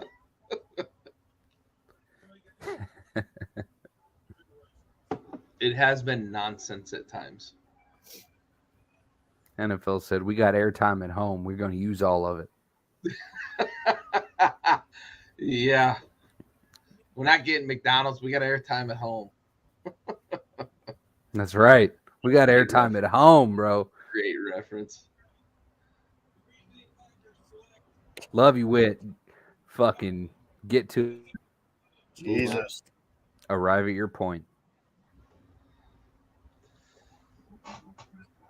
Did I Yeah. not say the most Packers thing to do would be to select Devontae Wyatt? Did I not say that? Oh my God. My favorite is the mixed Packers fan reactions. Like, you've seen Yeah, some guys they're that were pissed. The reaction. There is was one guy that mediocre was as almost fuck. reassuring other people, saying, yes, that's No, good. he's a good That's player. good. He's a good player. A good player. Yeah, my mom bakes cookies good too. Huh. Look at this Look, fucking... So we talked Holy about this shit. Georgia defense, though. All Oh year. yeah, we did. We All did. year. The depth and everything So, else. if you're the GM and you think that this is a guy that makes a difference for you, you got to get him, right? No, not necessarily, because I love keying you up for shit like this, man. Give No. me that heat. look at the if you go back to this last year and Aaron Rodgers under pressure, Aaron Rodgers without pressure. He was under pressure more times than not, and so his completion percentage wasn't that great. He was throwing the ball up to Devontae Adams. Devontae Adams would come down with it. You don't have a fucking Devontae Adams anymore. He ain't there anymore. He's not there. You didn't really have a run game per se. Whoa, the Patriots picks in. Commercial They're break. moving. I told you, fucking commercial break. Yeah, those motherfuckers. So So my Stove, screen is you would definitely agree like that my stream is behind yours. Oh, But is it? I'm just now getting through the track scenes. But yeah, it's that's wild. So Stove, you would agree that line was the right move, just not D line. Correct. Absolutely. I would agree. I think they have to go offense heavy the next 2 days, though. I think we'll see that from the Packers. I think they're gonna miss on a guy in Christian Watson who I think would be a good fit with Rodgers. If I'm a Packers fan, I'm a little disappointed that we may not come out of this draft with Christian Watson. It'd be nice to see. I think Watson's a guy like a Jordy Nelson. That's what I compare him to, not because he's white, but because of the skill set. It'd be nice to see and because he's white. If McAfee had Rodgers on and get Rodgers' thoughts on this. Live stream Aaron Rodgers feedback with his toe on the table. Yeah. Like, tell us how you really feel about this as it's unfolding. Yeah. Golly. I can't say that I understand that pick. I think Devontae's going to be a fine player in the NFL. I just don't know that I get that. I really want to know if Gutekunst over there has been talking to Aaron about these picks. Gutekunst. Probably the most fun name. The right way to pronounce that. Yeah, I don't know. Yeah, for sure. Gutekunst. I don't know how you go into this draft and do what they've done in the first round. You lost Devontae Adams. You signed Rodgers to this mega deal. And you're still. How many times have we said this about the Packers? I know, dude. We say it over and over again. You're absolutely right. It's terminal. It's a systemic problem. Goons is a fucking example of that. He's just a cog in the fucking wheel, man. Yeah. God. It's cyclical. I want to see the Packers fucking at full speed. I want to see Aaron Rodgers get the glory. I'm pro Aaron Rodgers, man. It fucking sucks. Self-inflicted though, to an extent, for sure. For Aaron Rodgers. Well, that's the thing with Rodgers too. We can talk about the things the Packers have done, but you can't be that guy that just wants to come back and get more money every time you're at the table, and then ask it's like a dude saddling up to a dinner table, throwing 80% of the food on his plate, and then complaining that he doesn't have people to share food with him. But guys. I'm on a cleanse right now. I don't need this hostility. I'm on a cleanse. I'm cleansing my body of all the bad and negativity coming my way. So put your COVID things away. Yeah. Put all this away. Put all your negativity away. I'm on that fucking guy. I met with my guru this week. Christ. We had a mushroom trip. Dude, I don't give a fuck. Shailene Woodley fucking ruined that, man. Oh, yeah. That was like the hippie Kardashian curse, bro. No? You think he was fucked before? Not. You think it was Danica? Bro. You think it was Danica? Nope. Before that? Oh, dude. Nah. You ain't about to go and fucking disrespect. No. Not a fucking dude. It ain't going down like that. I don't know. No. Cole Strange. Hey, dude, he's probably about to be a fucking all-pro. New England. See, I still haven't even heard the pick yet. Now I've heard. Hey, we're getting there. Pick 30. Hey, this is about that time. It's about that time.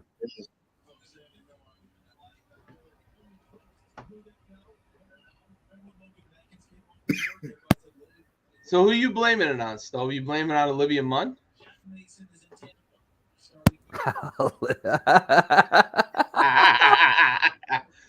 That fucking bitch. Yes, sir. That fucking bitch. She fucking ruined him. She's hot, too. And Oh, shame. And a nerd fantasy. She Mhm. plays in a lot of sci-fi shit.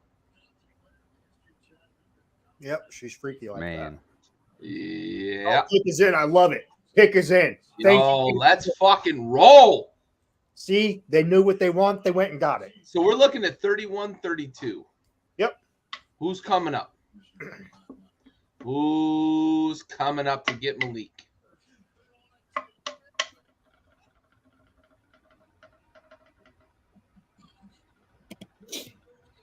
Who did the Chiefs pick here? Did they go wide receiver? They can't. No. There's nobody. They've got to go O-line. Or defensive end.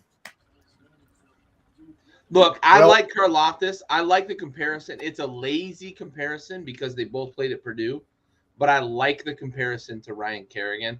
I think they're a very similar player. I think the Chiefs just got a guy that's going to give them a lot of motor off the edge for a long time. The Chiefs should not feel just fine about their wide receiver core. The Chiefs should feel the same way about their wide receiver core as Patrick Mahomes feels about his fucking wife. Not good, bro. Not good.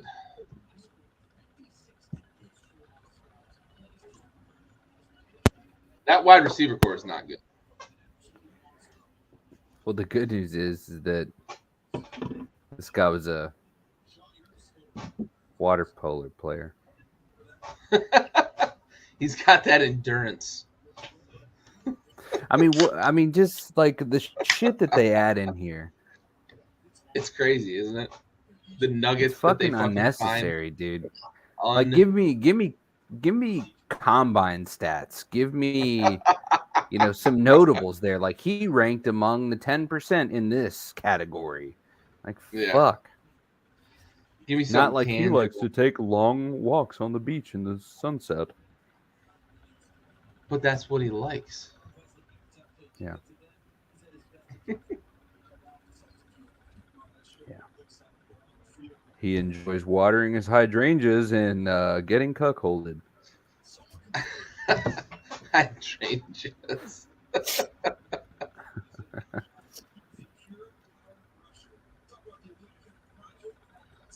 Yep. I like this guy though. Mhm. I like this guy. Yep. Good pick. Yeah. I think Their defense has like I always said, been a it's a concern. lazy. Yeah, they need some edge rushers. It's a lazy comparison, and I will fully admit that. But I think he's a guy like a Ryan Kerrigan. And where did Ryan Kerrigan play college ball? That's why I say it's a lazy comparison. Yeah. Boiler up. Touche. No, honestly, like it's not. I just think that his motor, and it might be just what they coach there at Purdue, right? It might be partially that, but his motor, his ability to bull rush, but also be able to work some of that agility, lateral movement. I think that this guy has some potential, and I think that they've got Spags still there in Kansas City. He's a guy that can bring the best out of edge rushers. We saw it with Pierre-Paul. We saw it with Justin Tuck. We saw it with Strahan. We saw it with many guys there in New York when he was there with the Raceway or the NASCAR package with the Giants. I think a guy like Karlaftis is going to a perfect spot where he's going to learn from a guy who can really coach up edge rushers. Yeah. And Well, you can't coach motor either. Like that's one thing you cannot coach. Well, and that's, I think, one of the bigger reasons, we were high on Micah Parsons this last year. Yeah. But one of the bigger reasons why we were high on him too was because fuck, I just had his name and I lost it. Former defensive Cowboy and Marinelli. no player. Oh, player, DeMarcus Ware. DeMarcus Ware, thank you. Yeah. Bengals pick is in. He was there coaching him. He was there teaching him the hand movements and, what he needs to do in this and that. Yeah, you and Rebel talked a lot about that at the beginning of the season, too, on why you thought Micah Parsons was going to be Defensive Rookie of the Year because he was getting mentored by a DeMarcus Ware, and it panned out. Right? I didn't think that was a logical he's the real transition deal. for him. I'll eat that crow, but it worked out. And Mhm. Stove, Yeah. your point, right? You get the right mentorship. Fucking Yeah. I think that's a not big even deal. rare. That crow is blue. That's how rare it was. I mean, just think if Aaron Donald stays with the Rams, for his career, Yeah. and then they draft, someone similar, Sure. to him that could be the next him, and he's, as a there mentor to to coach him whoever. Mhm. Yeah, Fuck. same with the Watts. Yep. It's a fucking terrifying sensei to have. For sure. But it's the sensei you want if you're an no NFL doubt. franchise. You want those guys to stick around, and that's why these alumni pushes happen so much because it's good for the brand.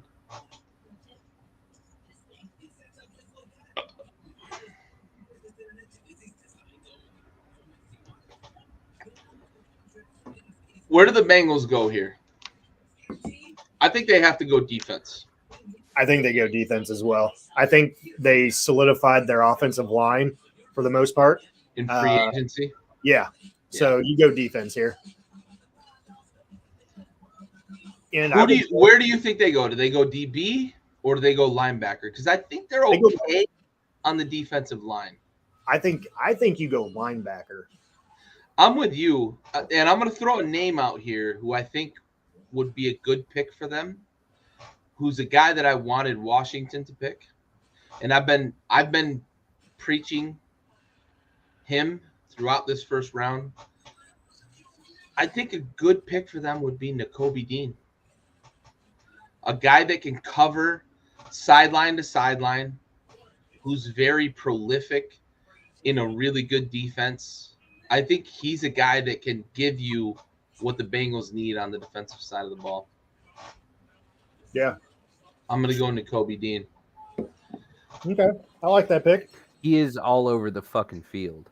Dude, you're not kidding. You're not kidding. Like, the vision is there for sure. He understands the offensive schemes. Yeah. I think he could be a really good fucking court general. You need a coverall for that defense. For that Cincinnati defense, you need a fucking coverall that's going to cover the middle. And it's... Absolutely. Yeah.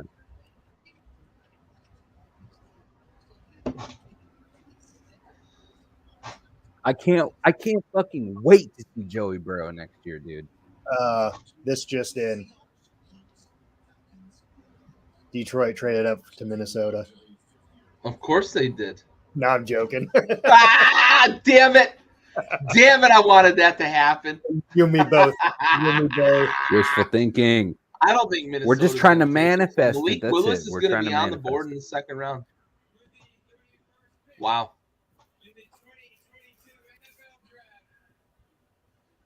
Here's the pick.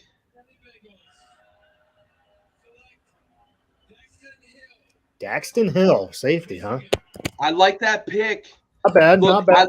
I love them looking at defense. I like Daxton Hill. I think he's a playmaker at the third level of the defense. I like that pick. I think Nakobe Dean might have been a little better for them in terms of plugging an actual hole, but I like Daxton Hill. I like him a lot. I think that's a really good pick for them.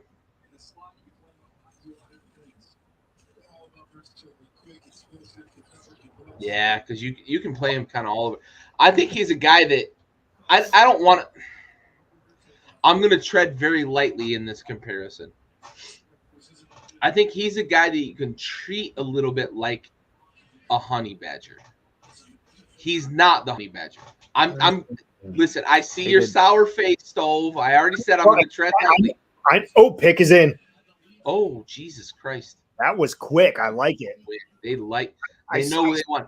But I'm real quick. I'm going to say Daxton Hill's a guy you can move around. Is why I'm going to compare him to the honey. He's not Tyrann Mathieu. He's not. I would never try to say he is Tyrann Mathieu, but he's a guy who can play multiple positions. And I think the Bengals look at that and say, this gives us a lot of flexibility. and probably why they went with a guy like him versus maybe an off-ball linebacker like a Nakobe Dean or something like that. That's disgusting. When you get in the nickel package, man.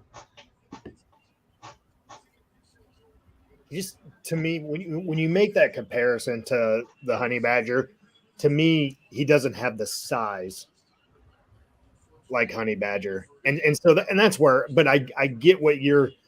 I get what No, you're fair to question it because that's a tough comparison.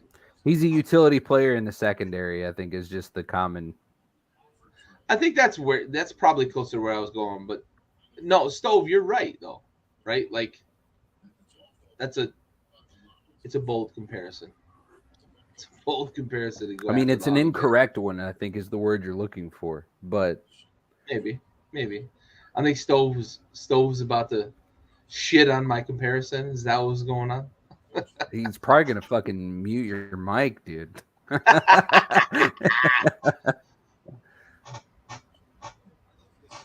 Stove, who are the Vikings picking?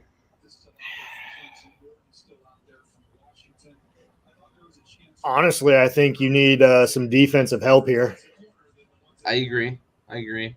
So I'd either go corner or linebacker. Do they look for Kendrick's long-term replacement?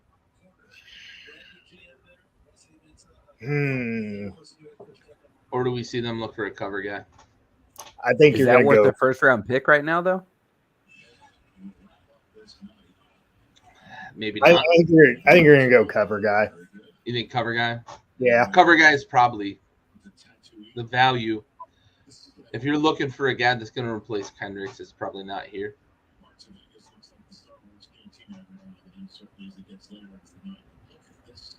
Yeah, look at this. The pick's been in for 3 minutes, and we still haven't said it yet. Yeah, go figure. We got to make TV, man.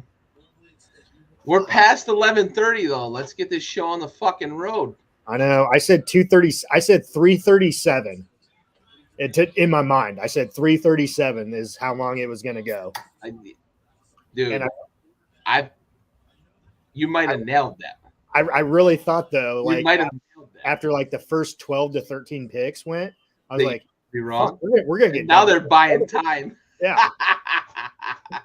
Now they're buying. You might be fucking right on, dude. We're 3 minutes. If they stall for fucking 2 minutes and then make the pick, and then closing statements. Right on 3:37. Get out of here with that shit. Dude, listen, if this ends at 11:37, I'm gonna start questioning whether or not you're fucking human. Well, my Malik Willis, yeah, dude. That's like the only pick you've ever got wrong, though. Malik Willis is literally the only pick you've ever got wrong. I mean, who saw Minnesota trading down and then trading up 20 fucking spots to get him? Dude, to get a wide receiver. And then went Jameson Williams. Like right now, they could have picked Malik Willis. Yeah.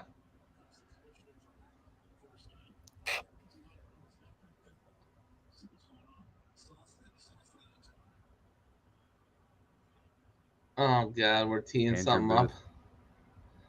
We're teeing something up. Oh.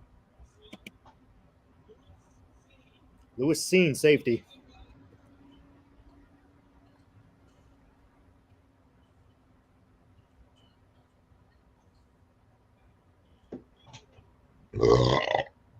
You got to have like a minute or two left at this point. We're close, 3:37.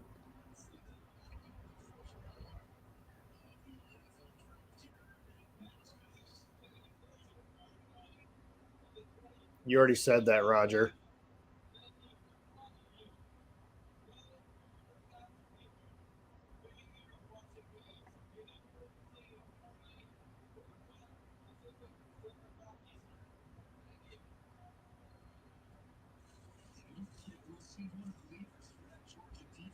Oh, we're like 30 seconds off.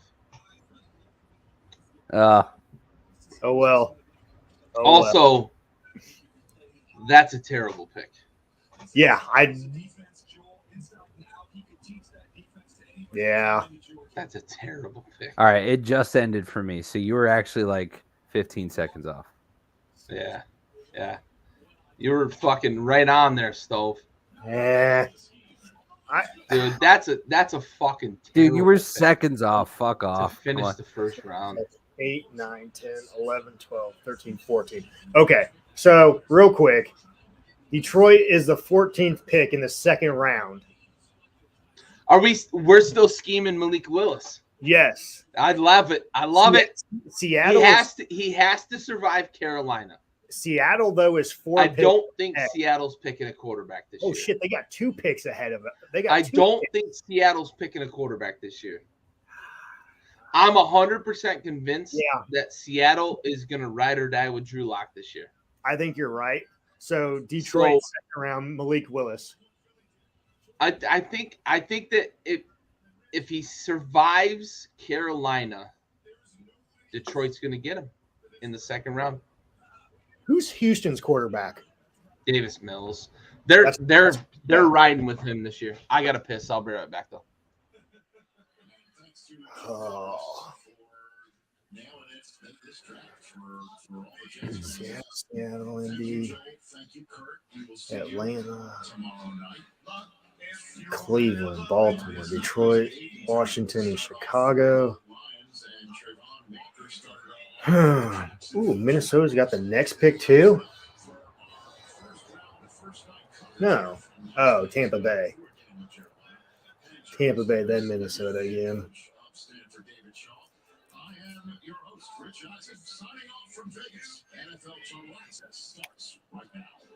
All righty. Welcome to NFL Total Access, presented by Ram Trucks. We'll dive into so much of what went down tonight in this crazy 90 minutes of post-NFL draft action. Right now, I want to send it back to Vegas and Rich Eisen and Curly. Just kidding. It's just us first. See, I told you it was a crazy night. Round one. That's what they love Vegas a little bit too much around here. So I assumed we were just going back there immediately, right? I was confused. I was like, why are we cutting on and throwing back? Because that's how it goes sometimes. Don't you know? See, now. You know what? Let me throw it. Get us back. Thank you very much. Here I really like Ahmad Gardner to the Jets. of Las Vegas. That'd be a good one. Was closed down for foot traffic Yeah. here in Las Vegas. Yeah, that was good. What the hell is going to happen with the Jets this year? They're going to win some ball games this year after that first round of picking. It makes me so much more hopeful. Jets won the draft first round. The Jets killed the draft this first round. Yeah. Whew. Beautiful. I feel real good if I'm a Jets fan. Absolutely. Yeah, they mean it. They meant it this Yeah. year, and fucking good on them. You know who can't say that? Dallas. Cowboys. The Washington. Dallas Cowboys Washington. cannot say that they walked away with this fucking first round confident. What are you doing, bud? Yeah. I've got to hope Jahan Dotson's good. Like that's my mind space right now. Like I have to hope that the one guy I didn't want our team to draft is good now. Like for fuck's sake. I identified one guy that I didn't want my team to draft. And Stove asked me earlier, outside of Dotson, who's the other guy you don't want Washington to draft? I can't think of anyone else but Dotson. Literally, I didn't have an answer. And guess who they fucking drafted? Yeah. Now I got to root for that motherfucker. You don't have to. Well, if there's anything Best I hands in enjoy, the draft. Kiss my fucking this dick. guy. if there's anything that I like, it's seeing you be wrong. So I hope that you're wrong, man. I hope that it works out well Listen, for you guys. I hope I'm wrong because that means we got a good player on our team. But it's fucking frustrating. All right, so we've we- established the Jets won the draft.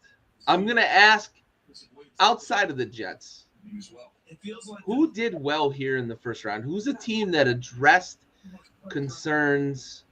Washington sucks. Dallas sucks in terms of drafting. The NFC East actually had some teams make some aggressive moves. You can say the Jacksonville Jaguars. I thought the Jags, right, to get Giants. back into the first. Giants. Raul, you got anybody you think did really well in the first round? I mean, I feel like the Giants are the ones that I mean, if outside of the Jets, it's definitely the Giants. Stove? The Jags did Who's the solid other as team well, you though. got? Yeah, the Jags for sure. You nailed it earlier.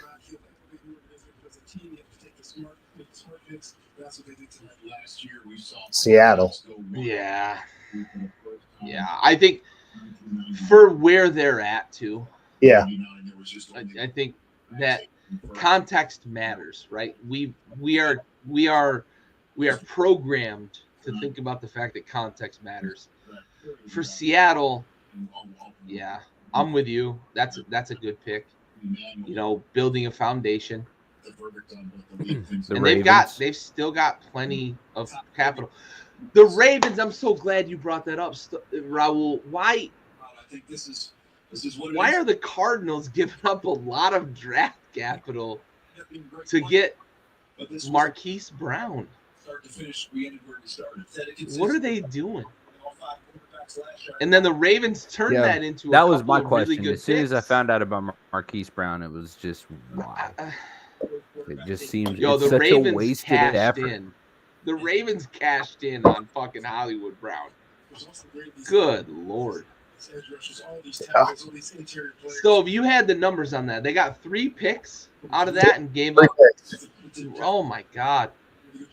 Talk about a fucking return on investment, including a first round pick. Yep. Including a first round pick. Unbelievable. That's fucking bad business, is what that is.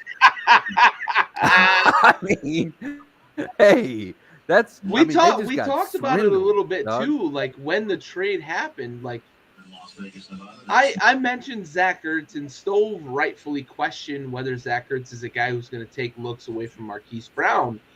But outside of Zach Ertz, you've got D-Hop, you've got AJ Green, you've got Rondell Moore. I mean, are you just going to go fun and gun? Is Cliff going to go Texas Tech offense? Yeah. Is that what he's going to do? Are we going? Yeah, that's exactly. Are we going what the fuck 5? he's gonna do. Are we going 5 wide, 4 wide receivers, 1 tight end? Is that what we're going to do? No running backs don't matter anymore. Mm-hmm. I mean, are you the just look? planning on putting on? Are you just going to put Marquise Brown in the slot and then have him run the bullshit Cole Beasley routes? I don't think Marquise Brown can run the Cole Beasley routes. That's my question. Is he even a guy that can do that? I don't know. I don't see him as that guy. I don't see him as that guy. But Chase Edmonds is a guy who I thought was kind of on the rise. But are we just gonna go varsity blues, hook and ladder left? Yeah, might as well. We're gonna get the ISO for Tweeter. But I guess my question is that move gonna be? Is that move going to be for his quarterback, or is it going to be for his team? I think that's a valid question, and I think the move is more for his quarterback, because who did Kyler Murray play with in college? The guy they just traded for. So right. that was the curious aspect of it that Stove and I talked about during the draft. Like, Marquise Brown is not a guy who's had any success in the NFL. He's been average as fuck. And you give up a first round pick plus other draft capital to get him. What are you going to do in Arizona? Do you trust that Kyler's going to make him better? I feel like that's what they have to feel like. And all of this is before you're even dealing with the toxicity in your locker room, because it's still a fucking problem, dude. Yeah. I mean, if you're not Apparently, they've building- ironed out building the rapport- issues with Kyler. Apparently, Sure. they've ironed out those issues. Yeah. You know what? I think the Cavaliers said that about Kyrie. I'm sure that at one point the Celtics said that about Kyrie. I'm sure at one point the Nets said that about Kyrie. Toxic motherfuckers are toxic motherfuckers. Like, period. Just is what it is. I don't know, man. I don't buy that he's gonna change with any team that he goes to. All right. I think we're going to wrap up here. I want to get some closing thoughts. Let's start. Stove, what are your big takeaways from the first round here? Jets won it.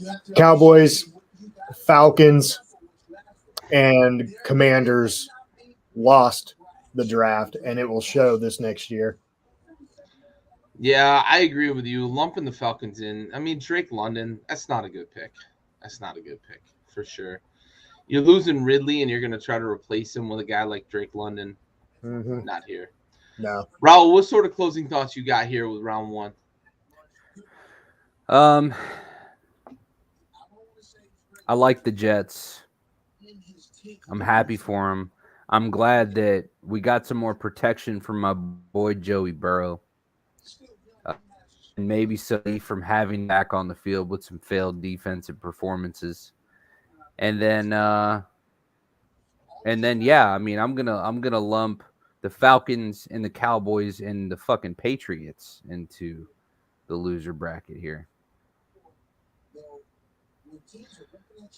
So that's where I'm at. The Patriots is interesting. I think we have to wait until tomorrow plays out because they did trade back at a little draft capital, but it is a weird pick that they took in the first round. A guy that I don't think many people thought would be a first round pick. But isn't that like the most Belichick thing to do? You just take a guy that nobody thinks is going to be any good, and then you make him a fucking star. Like, yeah, but what was the pick on Tom Brady? The 6th round. Not a first round guy. Belichick is whiffed on a lot of first round. When we're talking about the greats of all time with coaches, we're talking about Popovich, we're talking about Bill Belichick. They're the guys who see the diamonds in the rough. You don't do that kind of gambling in the first round. Yeah.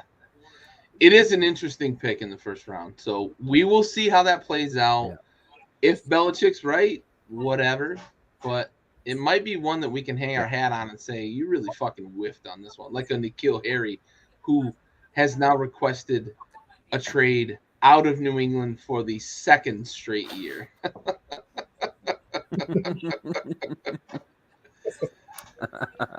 My takeaway is now I have to root for the only guy that I didn't want Washington to take.